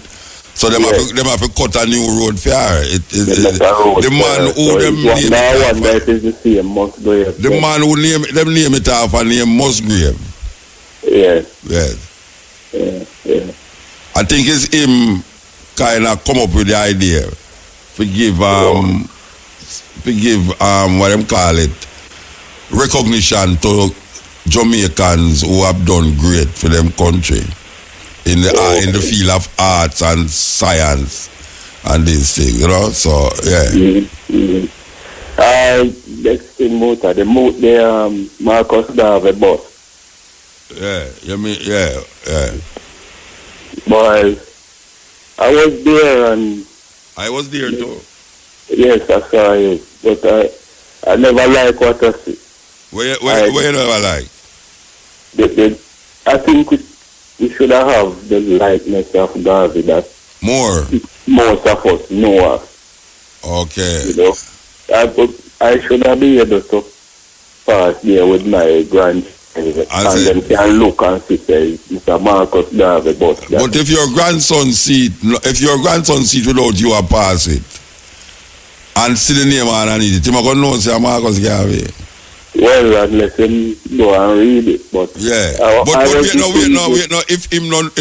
If your grandson don't know Marcus Garvey or don't see a picture of Marcus Garvey, him not go say no Marcus Garvey that. Him not go say that is a boss. I didn't see other. You have seen it. Yes. You see it. Yes, well, suppose he had seen the features that we the picture them. Yes, and in person see the same thing there, so I would know say it's Garvey thing that. Yeah. But that one no.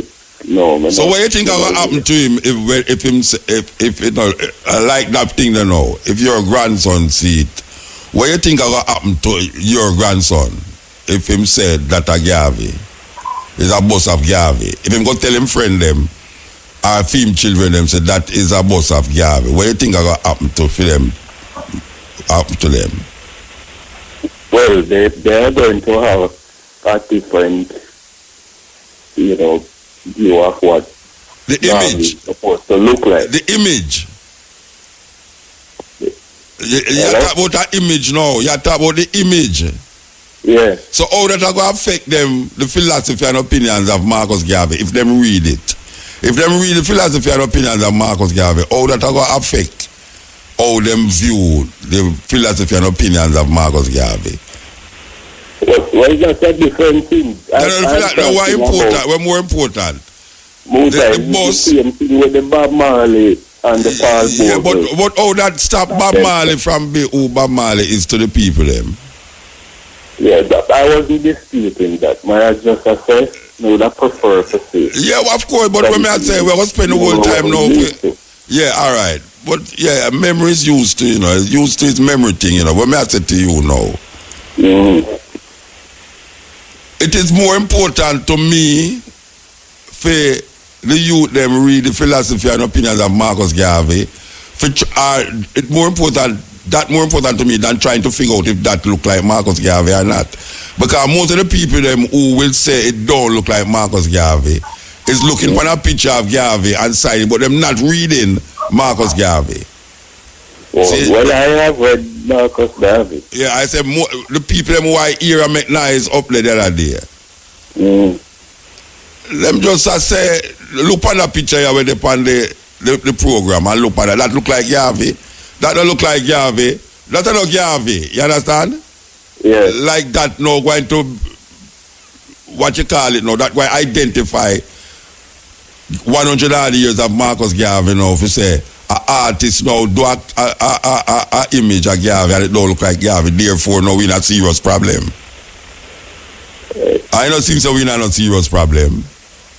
No, I'm not saying we not a serious problem, but you say it don't look like Garvey, and I say I say no, my thinking is that I cannot be maybe I get old, but I cannot be bothered now if we go create a issue out of if the image look like Garvey or not, because really and truly, when the university deal with, it's not an image of Garvey really, but for make sure say every student in the university read the philosophy and opinions of Marcus Garvey.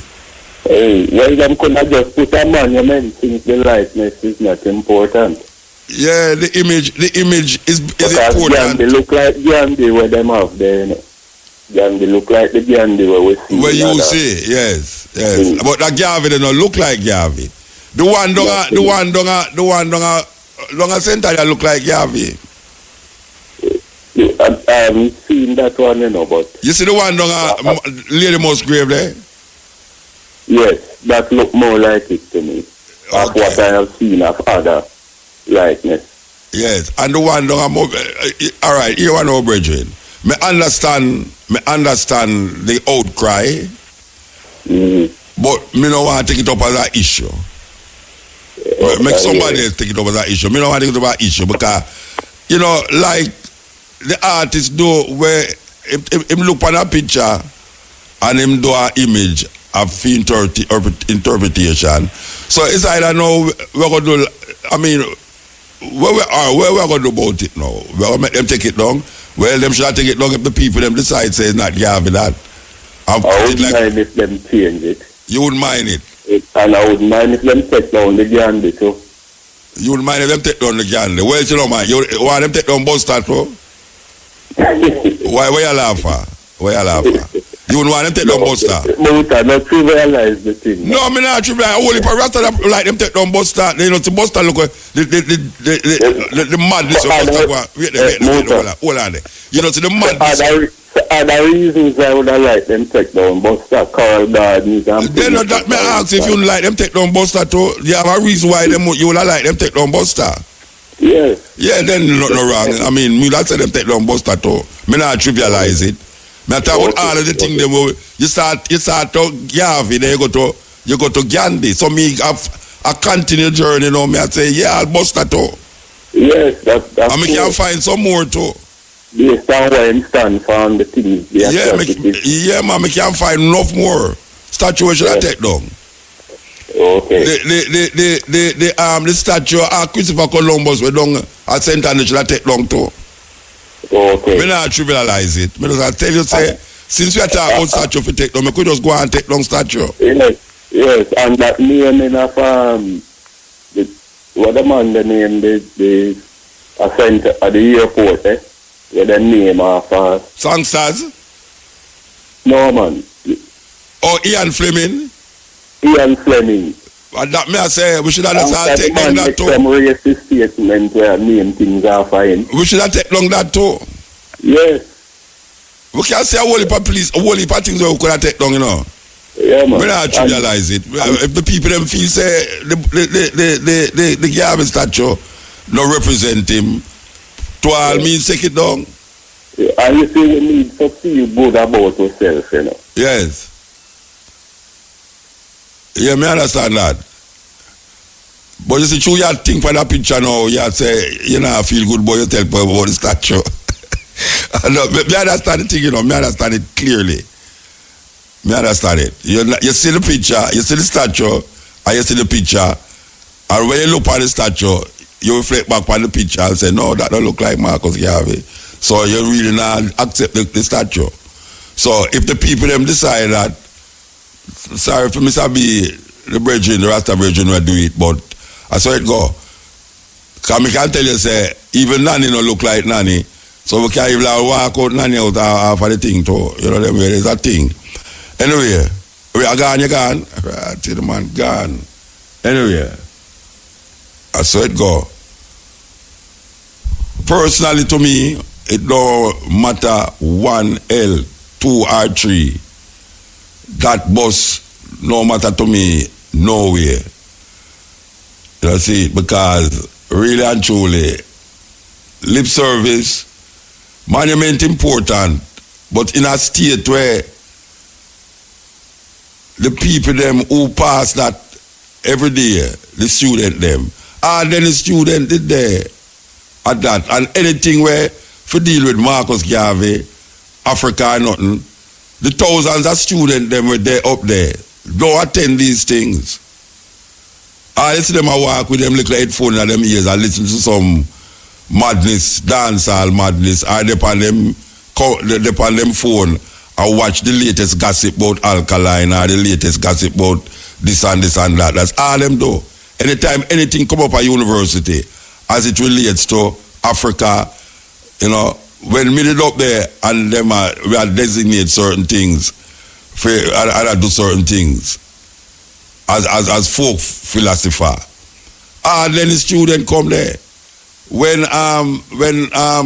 Michael Barnett keep things in a N1, and then the student in there. So the thousands of students, thousands of people, students where they are university, N1 shouldn't be able to fit the kind of things them that I say Michael Barnett put on in that place.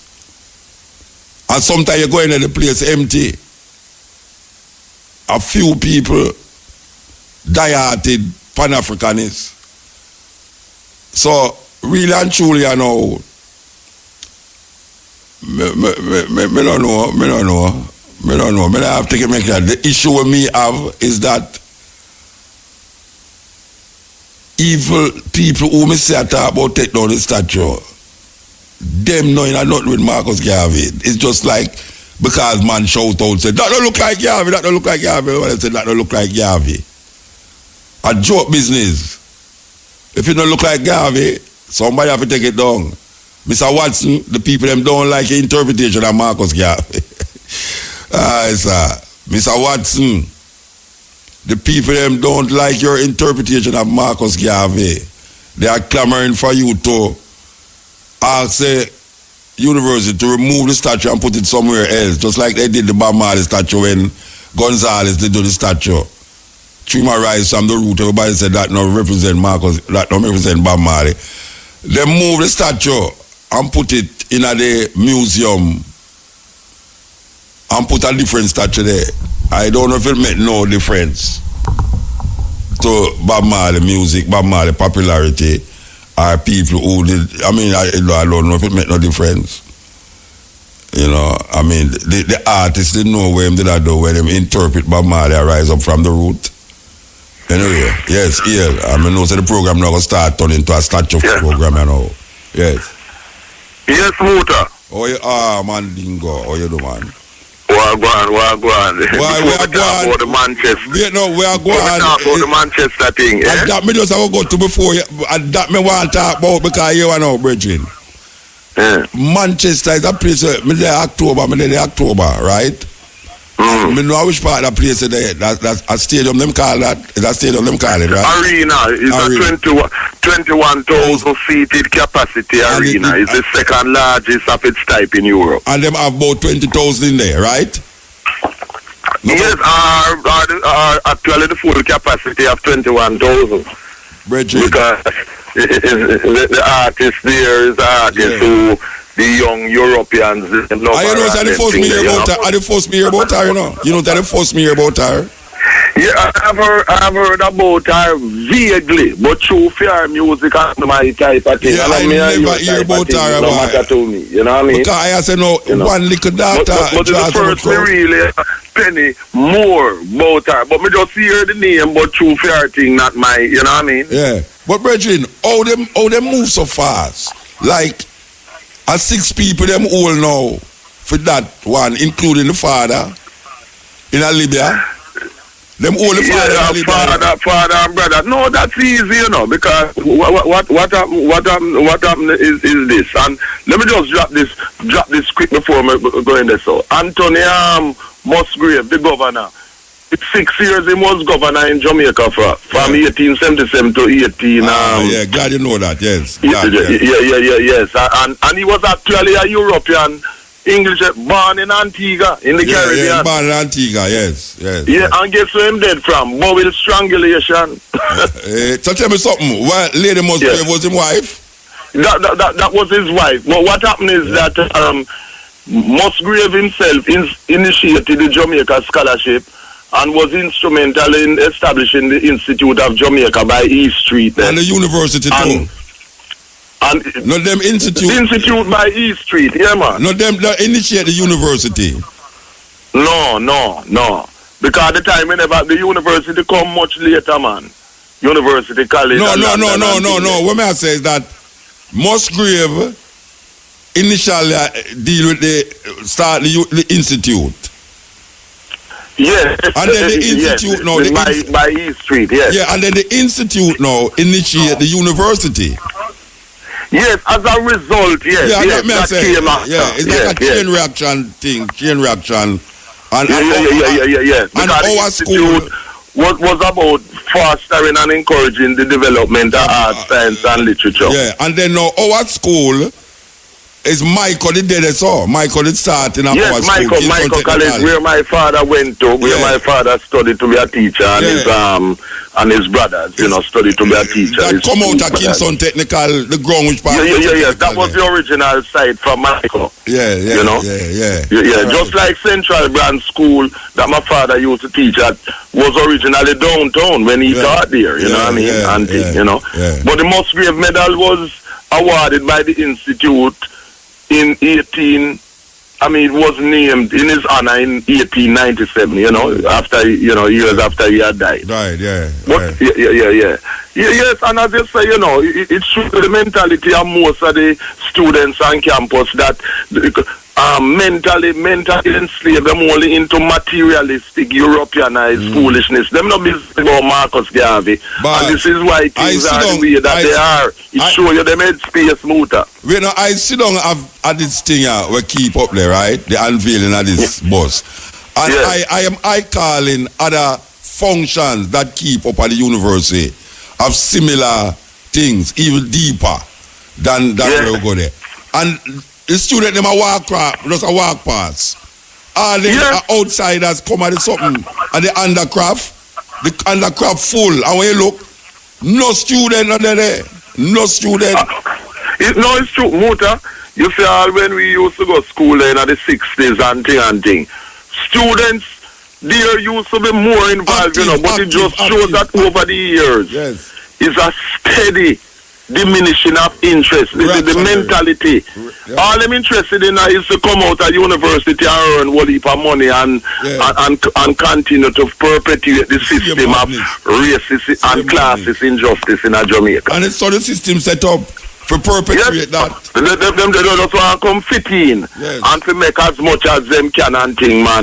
You know, typical neo-colonialist stooges and thing. But you see the Manchester thing, I'm very fortunate in that a cousin of mine, because I have a lot of cousins who on the father's side who live in Manchester. He missed it by 1 hour. He was at the venue and left 1 hour before at 9:35. But I hear the Chronics them did perform at another venue the night before. That's why I hear. Not the same venue, but a night before. In the same Manchester area. In the same Manchester. Yes, because he's here on tour now, you know, and so on. But yes, man, other cousin was there because he was dealing with some selling of tickets for people who wanted to go to it. But because he had started that out, he left at 9:35, which was 1 hour before. Otherwise, he would have been. He could have been one of the casualties. But explain something. This 22-year-old, you know, Salman Abedi, 22-year-old. He was born in Manchester to Arab Libyan parents. Libyan parents. Who had fled Gaddafi's regime. During Gaddafi time, yes. And since Gaddafi was overthrown and murdered by the British and the Americans and things, that his parents returned to Libya. And become radical. And he had just come back from Libya just the other day. Yeah, that we are here. That's right. Yeah. But when I say, all them, I like know how them find 6 people for arrest so fast. Because them go at the No. I tell you why. What happened is that he had been on a list, you know, as a person of interest. With regards to the whole Muslim thing and so, but not the kind of active interest, you know, we would call peripheral interest and thing. But when this happened, this was why the British are very upset with the Americans. They never wanted to give his name because that would alert his companions, accomplices that he had been held for those who would not have known. So they wanted to keep it. Yes, because them were going through phone records and you know we have documenting things and so. So when the Americans go put this out now, it alerted people within his syndicate to make a move. But they already knew that his parents, because the records show, had returned to Libya, etc.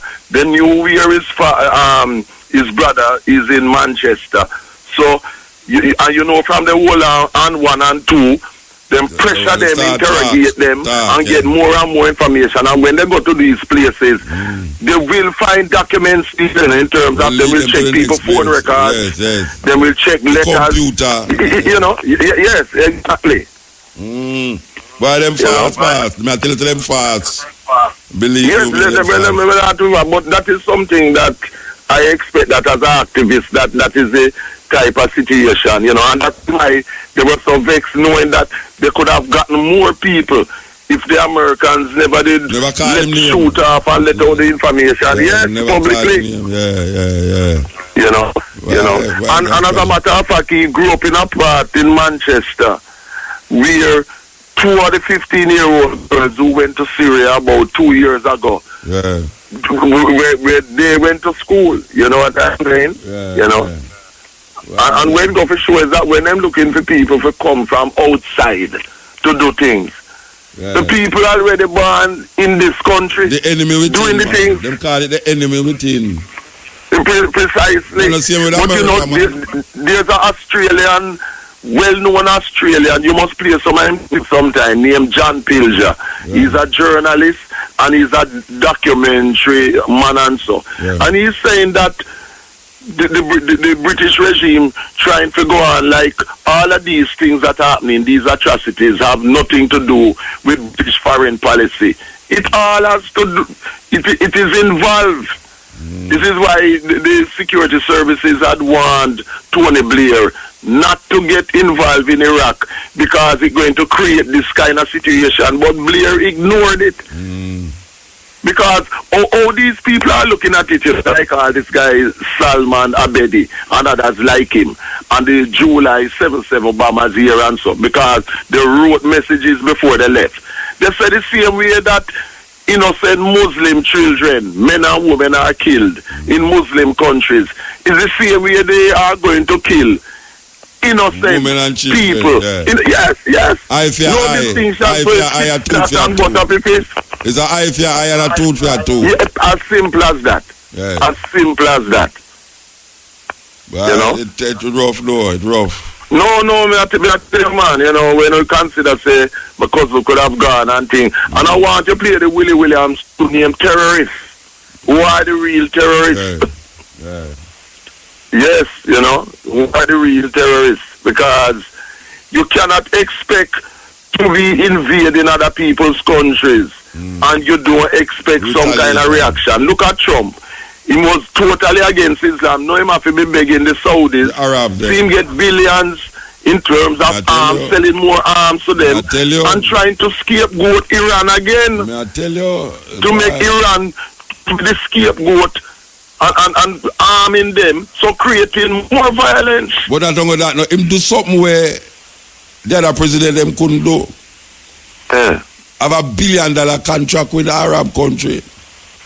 Yes. Well, the Arab them, all of the 9/11 people them come from Saudi Arabia, you know. Put it this way. If my memory serves me right, there are about 17 involved, of which 15, about 15 out of the 17 are Saudis. Yes. Show you need to be hypocrisy. Yeah. Almost every one of them except 2 were Saudis. And a lot of the parents them, the family of those who got killed in the crash them, said them go and go sue Saudi Arabia, and Obama ball out and say, oh, no, sue why on the mad. Exactly, but they are the ones to be sued because they are the ones who financing this Wahhabism, America and Saudi Arabia in a bed. America and Saudi Arabia in a bed, so him never want that to happen. Precisely. This is one you know. Because America depend on the oil from Saudi Arabia, and Saudi Arabia in turn. You see, it's a marriage of convenience, you know. Of course. Depend on them for arms. Yeah, it come like so both of them need each other. It's not that they like each other, you know. No. You know, a couple will stay together not because they like each other, but because of economics. Yes. And sometimes each other. Sometimes an enemy of my enemy is my friend. Yes, sometimes I like how you put sometimes because not all the time. Yeah, sometimes the enemy of my enemy is my friend. Sometimes, yes. Anyway, you know. Give thanks, Virgil. Yeah, man. Yeah. Yeah, Mota, morning. Morning, sir. Yeah, the University of the West Indies now. Them advertise, so them going to erect a statue. Oh, and as a boss. As a boss. It's a great misrepresentation and disrespect to Marcus Garvey, that man. True them says a statue and is a boss? Mota, a statue is a statue. No, a boss we know, but what I say now, when you say disrespect, they advertise. Says a statue. It's a statue that I'm going, and they have a boss. Yeah. And you say that disrespect to Marcus Garvey? Yeah, of course, that disrespect. Okay. And the boss, they look like Garvey. Yeah, it's a big, great disrespect. I sell out Garvey again, that's all again. Oh, yeah? Yes, man. The university itself, you know? A great disrespect, man. All right, sir. You know, I don't know why I don't really agree with a whole heap of the sentiments when I hear. Maybe I get old. But I don't know why I don't agree with a whole heap of them sentiments. Because I understand how that now, how that selling out Garvey. Because them, first of all, the university never interested in a Garvey. I mean, know a whole heap of them people there. Well, probably that's why them do it. That's why them do it. You know how that sell out Garvey, because the people them is coming around to knowing who Garvey is and what Garvey stand for because of programs like these. So I don't know how that going to happen, you know, the selling out of Garvey again, how that going to happen. I don't see that going to happen again, the selling out of Garvey. University can't sell out Garvey again. Yeah, but them misrepresent the man, you know. Misrepresentation, but not them say the university sell out Garvey. Because them can't sell out Garvey right now. It gone too far. After the month that song where Burning Spear sing, and the program where we do, and I refer I mean, Garvey a national hero. I don't know them do that again. I don't know if them can sell out Garvey still. Them can misrepresent Garvey. Yeah, that's like a great misrepresentation, you know. Garvey. Yeah, like the bridge not tell me say Garvey name, because him name Marcus Mosiah Garvey, my 666 Mark of the Beast. And the Bible said that. Who said that? You never hear the brethren one night, me and him catch up when I tell me about him not understand why we are big up Marcus Garvey. So if you know, say the Bible mention Garvey as the Mark of the Beast, the mother. A Jamaican. What do you mean if a Jamaican? Or a foreigner call. A man who say he's a Rasta man, where you talk about? We write all a book about Haile Selassie too. Oh, yes, sir. Yeah, man, him say Garvey. Him say the worst thing ever happened to Rasta is Marcus Garvey. Yeah, man, him say that, man. Right by the program, yeah, him say that one night. Yeah, man, so you must know, say, people like that is out there. But so, as you mentioned about the student up at the university there, no. You can't see where the country are head to, because some of the students them were past gone in earlier years who know in a government. Them have the place upside down. Brethren, can I tell you something? From my youth, I go up university for functions. Yeah. And the most people I ever see at the university was when Vibes Cartel go up there. I have when never for them lecture. Every student, I have never seen so much people at a function at the university. And guess what? You see, by the time by the time Vibes Cartel reach halfway, all of the students must say, wait, what am I dealing with? And a murmur and murmur. Because them never agreed with him, I say, them never like how him look, and them never know that's how him really steer. Some whole heap of foolishness. And guess what? That same undercraft there, where that keep, I have seen many different functions go there to elevate not only African people, but the student them. And trust me, you can walk up and down past the undercraft freely without a bounce by nobody. The university is now a place where them indoctrinating the African children them to come out and do the same thing the same way. Yeah. So that means them going to get the same result. They are training our children to maintain the system. We are oppress them same one. Yeah, so you know. And at the statue they know a bus, man. All right, well, a bus. Well, I'm not even a bus here coming and driving like, you know, me a moon. But all that now to me is peripheral. Peripheral. It don't have no depth tonight. It don't have no to me, it just It's just something when I go because I say, all right, you know, we see where I go happen. But to me, it don't make me lose no sleep. Me not gonna lose no sleep over it. Because Marcus Garvey done imprinting on my head from me I go to Kingston Technical High School. Because I know his wife, his son used to teach me, and the other son, Julius Garvey, me and him go all over the world. We buck up in enough places in the world, yeah. So the impression in my mind, Garvey done cemented in there already. And my picnic them, Garvey done cemented in them already. I mean, also my grand picnic them, cement. So them can't try nothing again. Them for them days done with indoctrination, I know, when it come on to we the people. Them all can indoctrinate people where it's under them portfolio. When them call the University of the West Indies. Them still call it West Indies, so you must know. So them ever think about it. That more detrimental to me than that bus up there. Calling it the West Indies, the University of the West Indies. That name should have changed long time. Long time. Yes. That name changed long time, it should have changed. So, I could go and run it still. If you don't feel if it take long, lobby and make it come long. And I go march though. Now march. No, my foot patch I'm kind of weary, I know. Martin Luther King make me rub out my shoes. By fee march, civil right march. All of my shoes over. Don't me I walk barefoot now. I mean, I've been done with the march business, Bridget. I'm here with it, I know. I'm here with it, yes. All right. Past people and I'm here. I mean, there's no more marching, but take long statue. No, so I'm done with that. Bless up, Muta. Blessed man, give thanks. Yeah, black people, only not easy, you know. Only not easy at all. Believe you me, only not easy. Because the things that we have fight for yesterday, we have to come back and fight for it today again. This is where I go on. The same thing we have fight for last week, we come back this week and have fight for it. The same thing we have fight for last year, we come back this year and have fight for it. The same thing we have fight for hundreds of years ago, we come back and have fight for the same thing. So when I wake up, no more Marcus Garvey now come around here, you know. And if we now wait for Jesus, no more Jesus not coming around here. We have to go save on ourselves. And we have enough ammunition to save on yourself.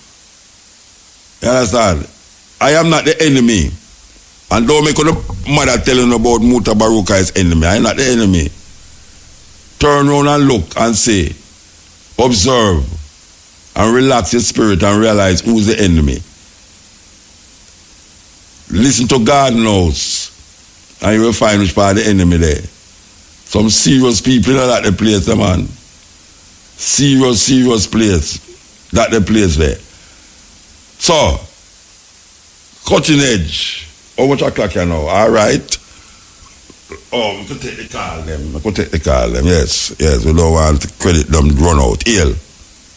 Yes, Muta. It's a great joy to be listening to your program, you know. It's therapeutic for me still, you know. I listen to you and boy, I can relate to what you're saying because I'm in the teaching field and the youth, the generation of today is just gone crazy. That's all I can say. They're not into anything that will teach them about themselves, and it gives me a lot of frustration many times when I try to, you know, make the class lessons interesting. And another thing I want to touch on is when it came to by doing what?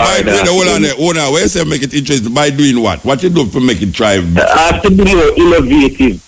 Very innovative. By doing what? Well, innovative. They are more into the technology thing. So they like to see pictures, they like to interact with things that is technology.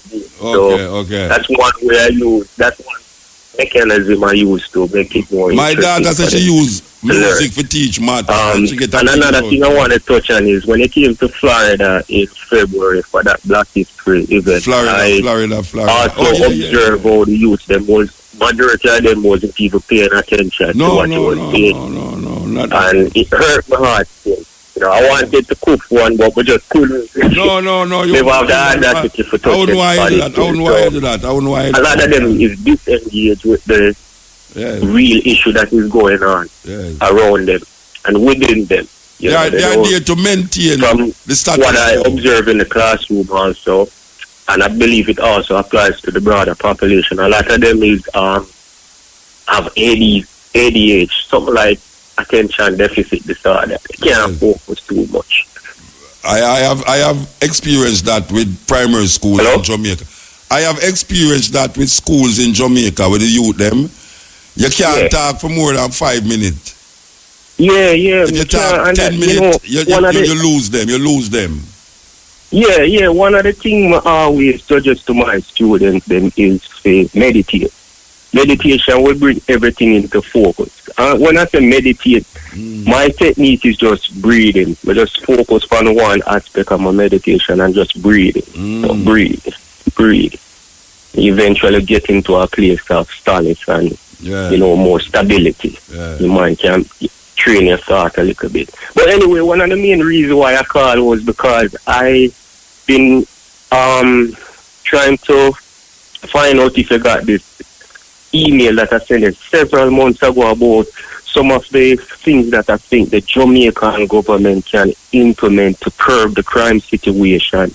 Based on what I observe in America, technology plays a major role in busting most of these criminals.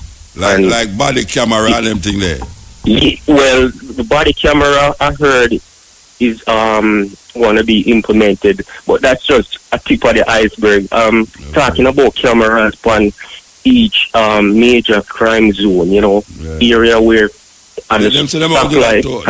Them say them are going to do down at all.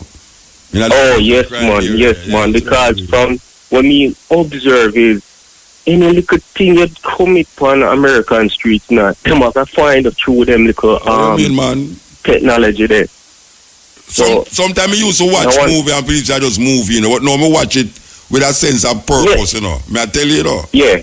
So when I see them have all them camera thing, and them bring up the photo, and even though the image not bright, them have technology where can brighten that to make it say this is the man who will May I tell you?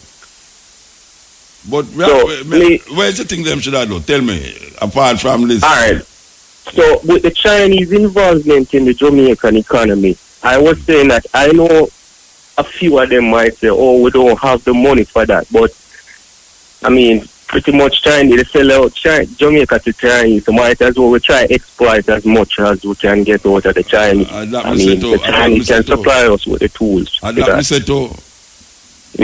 Exploit it, man. Yeah. That's why I tell Babsy Green say, maybe we should go to the Chinese to get them bill a music hall for the music. Yeah. I mean, Babsy, the other day I watch something on YouTube and Babsy Green was talking about giving Wartage a facelift. Now I wonder if she ever changed that into the music hall or something. No, them do it yesterday, Yesterday, yesterday was what them call the day, the Labor Day. Labor Day, yeah. Yeah, man, to the whole of them. No, that couldn't be the musical. That couldn't be the musical, man. You must say, you want all day going out and mash up that. How you talk about that? I'm pushing off that. Watch out. A 2-story up. What a seat. You ever going to want it yet? You know what? All right, I can tell you, them have a balcony. And on top of that, they have another balcony, Can you imagine? Can you imagine if music can keep it there and a man feel like say, boy, I go out and push off a man after that? No, sir. Oh, yeah. I better push a man from the ground and push him off from up there, so. Trust me. Yeah. So, no, she could not think about that. That's another idea. The idea when I sell them is the idea where you have a hall where all like 4,000, something like where them have what them call the place up the sports center there. Something like the sports center size or the arena size. The arena hold all 10,000 people in there, Okay. Yeah, so we are talking about like the sports, what them call it? sport complex there, where them build up there. Yeah. Where most of the music playing there. Where me I say now, something like that, but conducive to music. Me not talk about what it can hold 1,000 people in there. Yeah. You know, so it's not a what that thing me I deal with. But no, we are I know that chat, I know that them are turn it into door. Okay. One last thing. Last week I listened to the Cutting Edge, and I think one of the topic was money.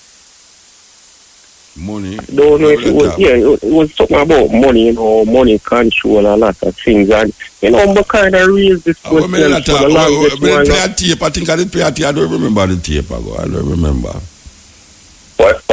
No, I said I don't remember what the tape was about. I know I play a tape. Yeah. I think that was one of the topics too. Money. Most economies is controlled by these large banks. It was Rothschild. It matter about the 13 richest, the 13 men who control the world, the banking system. I've come to the conclusion that this money thing, I still can't wrap my mind around it. How is it that we need money for survival? Every years upon years I used to question this, and I'm like, I can't understand how people indoctrinate me to think that money is needed to control. I'm come to the conclusion, my own conclusion, that it's a way of controlling the resources. Yeah, well, when I say in that same documentary is that people used to use gold, but because the gold is so heavy, them find a way to use paper.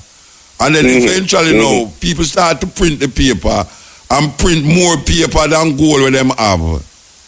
And use the paper now, and the more money them print, the more paper them print, is the less the real issue, the real thing value. In other words, the more money print, devalue, the inflation take place. Understand? So the banking system now create that, and then lend out money that don't have no value. Because them don't print too much already. It's a whole heap of different things. But the thing is, the land is free for everybody to live off. And I still can't understand who give other man the right to control where you can get to that. Man give man the right to do that, Reggie. Power. Man give man the right. But we always support them, so if we not support them, then can't have the power. Well, we have to stop support them. We have to stop support them. I do agree with that, brother, we called months ago that if one day should not go to any work and just boycott everything. Yeah. That's how quit the economy. I'm not talking about nationwide, or most of these economies fail without the people. Yeah. And the people sending them a strong signal. But anyway, the Rothschild hasn't set up, from what I researched, the Rothschild hasn't set up any bank in North Korea and Iran, based on what I've researched. And I think that's the main reason why they are targeting these other countries. For that purpose. Yeah, give thanks, Virgin, give thanks. Yeah, man, respect for the... Yes. This is the Cutting Edge on RFM. Yeah, Muta, Isis. Blessed man. Muta, I know that you're a man who do a lot of traveling. Switzerland, have you been to Switzerland? Yeah, man. There's something we learn about Switzerland. In the EU, I get to understand that Switzerland is not part of the EU. Oh, I don't know. But I go there already, but I don't know about the political runnings of the country. Yeah, I find out, say, when I look at a map of the EU, every country that surrounds Switzerland is EU. Germany, France, Spain, everything was circled. So except Switzerland. Yeah, you have Switzerland in the middle. And everybody else are EU, and Switzerland are EU. But yet still, whole heap of excitement when Britain leave the EU. But me not hear nobody about Switzerland become part of the EU. I don't know. You'd have to talk to one of them people who know about those things. I am totally ignorant of it. Yeah, that me find out. Well, may I express it? You find out some ignorant of it.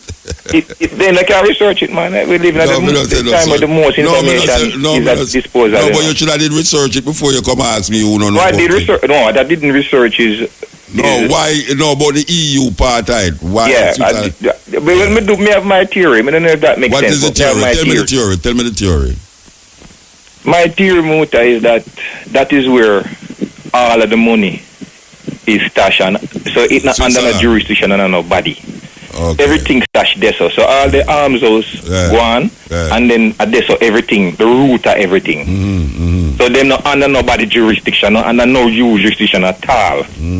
And reason why I said that also, Muta, is because I learned this. Every flag in the world, no rectangle, them rectangle as far as you know. Every country flag. You know, so they only got two flag in the world that is square is the Vatican and Switzerland flag.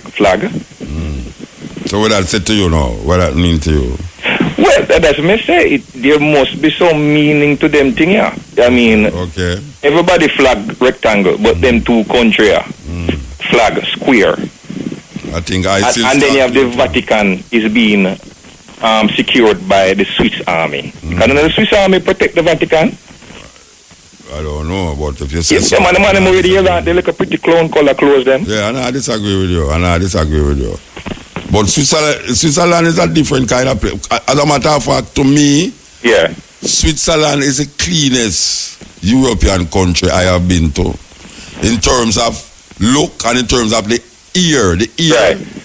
The air pollution is almost nil. Because up in the mountain, them near money for them water, they come down after that. The Matan and all them. But you know, the Matan. You know, say you can't drive your car and have it a run and just sit down in your car, so you have to lock it off. Right, they want to protect the air. Yeah, they want to protect the air. Yeah, may I tell you, man, it's a place to behold. Trust me. And you know, look, I go to Switzerland, you know, and I drive past this place and I see a whole heap of people a stick needle in them, you know, like drug addict, them a stick needle. I say, what is this? And a person showed me, say, boy, there's a park where them call it, where them call the park again. Anyway, this park is designated for drug addicts, where you can go in there and do your drugs and don't get trouble. Okay. Yeah, Neagle Park. Them used to call it. I don't think them have it again. Okay. Neagle Park. Trust me, man. I have never seen nothing like that in my life. So them basically legalize that area for that then? Just in there, so yeah. You can't come out of the confines of that area there, you know. Okay. Just that area there. And them actually distribute needle there, you know. Okay. Because them say, them no want the people them use needle that is... infected, contaminated. And go outside. Yeah. So them use that confine of that part. I have never seen nothing like that. So Muta, where you go? Zurich, Geneva, all of them. Yeah, we play. When we use the tour enough, all of them places have a tour. Me find a statue of Moore, one of them. You know, one of them place there. Haile Selassie used to stay there one time in Switzerland. Yeah, and I realized that the North Korean president, they go school in Switzerland too. Peng Chong, or what's yeah, man, that brother there. Yeah. So I'm asking, you know, me book up a statue, and it's a hell for me find a statue there. Me I look on it, but then I know the net make you go places where you don't have the money for go, so you can tour. Yeah. So me go through, I go some place in Prague. Well, me talk about Switzerland. So there's a statue them have like a Moor, you know, I think the place named Schaffenhausen. Yeah, them have a whole heap of statue like that in Europe. In Switzerland, I talk about in particular. Yeah, me know, but the Moors them they pass through them places too. Okay, and they are saying that this man was a king. Well, I tell you something. You remember say when you them have a tunnel, you know, will lead from Switzerland into Italy there, you know. Okay. It's like about 20 miles long, I think, you know, and when you just end up in Italy. So there's a connection there, so I think the borders connect. Okay. I think the borders Switzerland and Italy connect. So would you say the quality of life in Switzerland better than the rest of European countries? Yes. The higher quality of life? Yes, yeah, man. Okay. Switzerland, Sweden, Norway, them places there. Yeah. Better quality of life. Finland, Okay. Better quality of life, better than Italy, better than Germany. Even though Germany are the big money place. Right. But them come like America.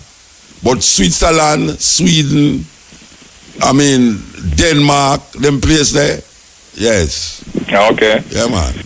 Let me also live there. The headquarters for the Freemason thing. I don't know. We're going to find that out tomorrow. me hear that one. Me hear that thing there. Yeah, but me I tell you, say, me I go find that out tomorrow. Okay. Yeah. I see it online. So you go check us out. You go Prague too. There's a place in Prague, a castle.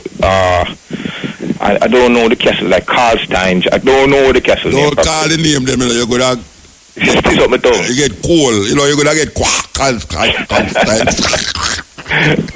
You might get them attacking. It's like you have to move, look, and your friends and spit fly out of their mouth, you know. I don't want them till about me, I tell you. Anyway, I want to say one thing. It's a good thing for check out, though, the relationship between Switzerland and Rome. Yeah, man, it's a tight thing, man. I did some deep reading on it, man. It's a very tight thing. Very, very tight thing. Them lend the Vatican away for money and start control the Vatican centuries ago. Yeah, you know, the Vatican is the richest country in the world. Yeah, man. And it's the smallest.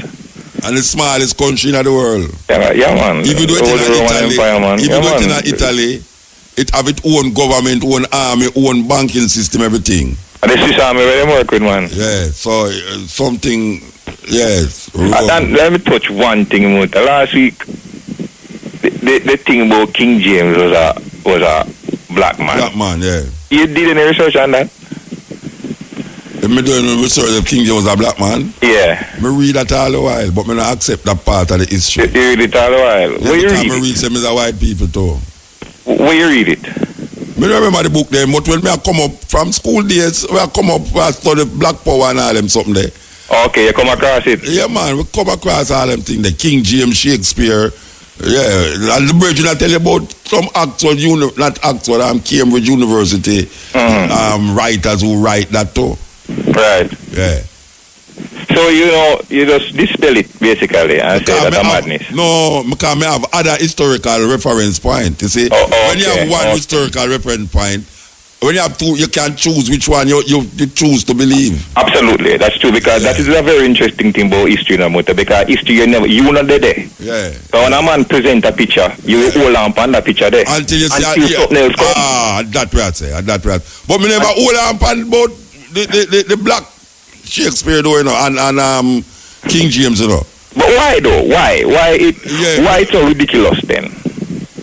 Because based upon the history them when we read, the logics in my mind, that logics about him being white is more acceptable in my consciousness than being black. You just said because you know King James. Right. King James, well, we see, we're going to go back to the same story again.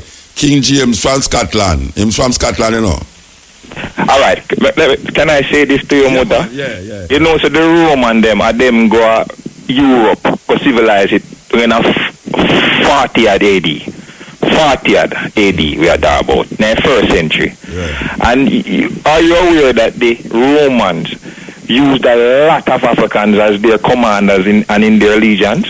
A lot. Look here, you have saints in Germany. All right. Who is black. Right? You have the Moors who are in Spain. Me I talk about before the entrance of the Moor in 700 AD. Me I talk about from 40 AD. Yeah, but when I say so Africans are go Europe long from time. 40 AD. Yeah, I know all of that. Okay. Yeah, okay. No, me don't say that. Oh, we're not talking about. Wait, let me tell you worse too. I know Alexander got Africa before 2000 years before Christ. In a BC. Yo. So the connection of these people was there from BC. Yo.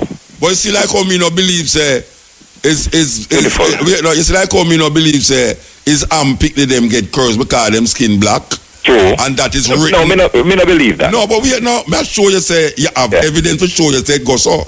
Right. You never know that. No. You have books. I never know. You have books. Will show you. And we are talking about what you call empirical evidence. No, how it's empirical? And that, no, me no know. Me don't it can't be empirical, man. Me no say. No, me know that. I tell you what them say. Oh, okay. The evidence is there to say, to show you that the son of Ham carry a curse, right? Because of Ham uncover him father Nick, and the reason why our skin is black and our nose is thick and lip thick. It's because of the curse. Well, I mean, people can put forward them want put forward. Brethren, you have millions of people believe that. Fine. And millions of people believe a lot of things. All right, so that me I show you now. Say, when me read, say, King James is a black man. Right. And me say, okay, this is another side of the coin, you know. Right. And me look on where me read again, separately. Me come to the conclusion, say, King James was a white man. And you know, that is very interesting because you see that's the thing with history, you know. The thing with history is that once a picture is painted and you confirm that picture over time, it is almost impossible to change that, you know. No, but no. What you want to know? You see when you search for truth, yes, them things there is not true. What you just say? What is that? That because that thing is painted white over a period of time. Yes, it imprinted in your mind so much that it can't come out.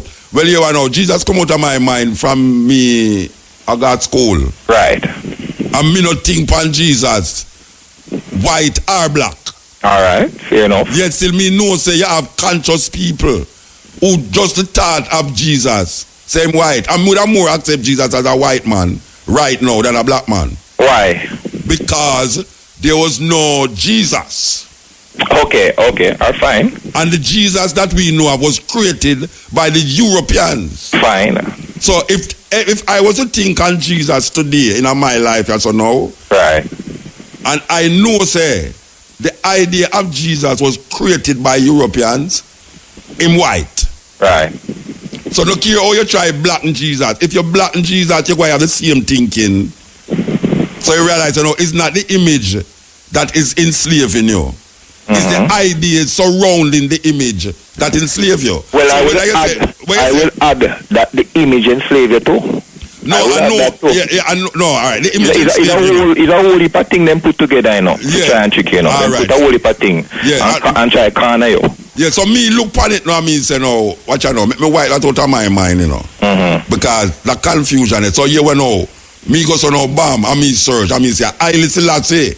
Right. So now, just like where, I don't know if you hear the tape a while ago, you know, with John HENRIK CLARKE. Yeah. Me just play, I don't know if you listen, but the idea of a divine entity, a deity, must replicate your consciousness. Right. Not a consciousness with somebody put in your mind. Right. So you see me now, you see when me say, I listen, I'm myself, me I think pan. All right. So, Muta, would you agree that two of the pillars foundation of learning and understanding would be objectivity? Of course. And humility? Of course. Okay. Yeah, man. Objectivity and humility. I mean, discover say objectivity is one very critical thing in learning. All right. You know, so it's a nice reason we are going with, but guess what now? Matrix coming program.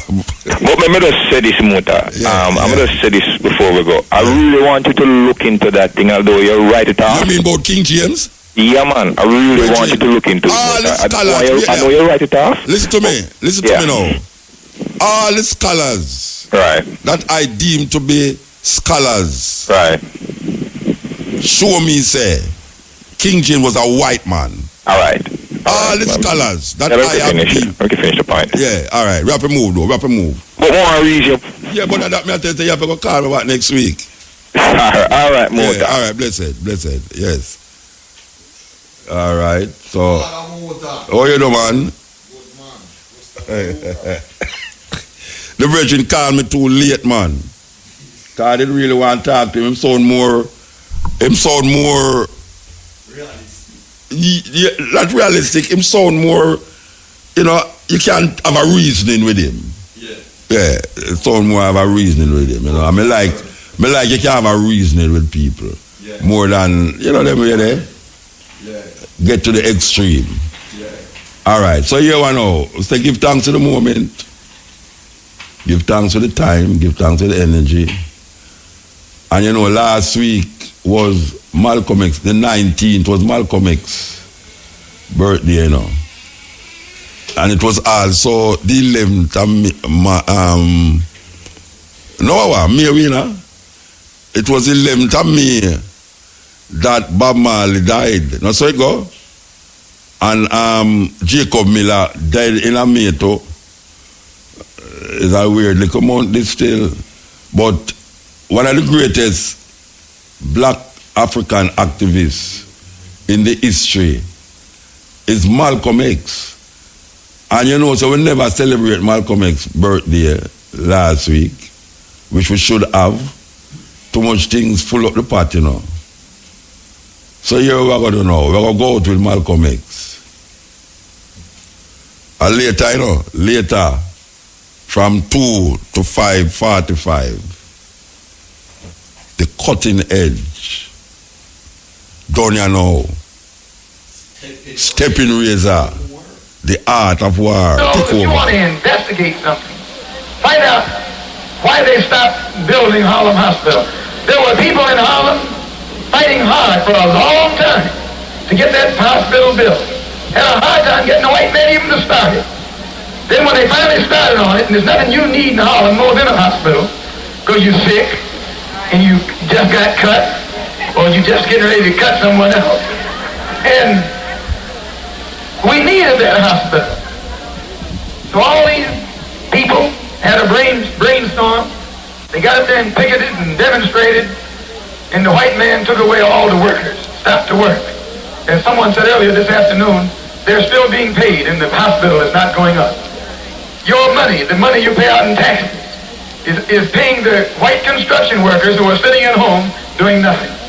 This is some brainstorm that someone got off the track on. When they tried to stop the construction of the hospital in Brooklyn, couldn't stop it.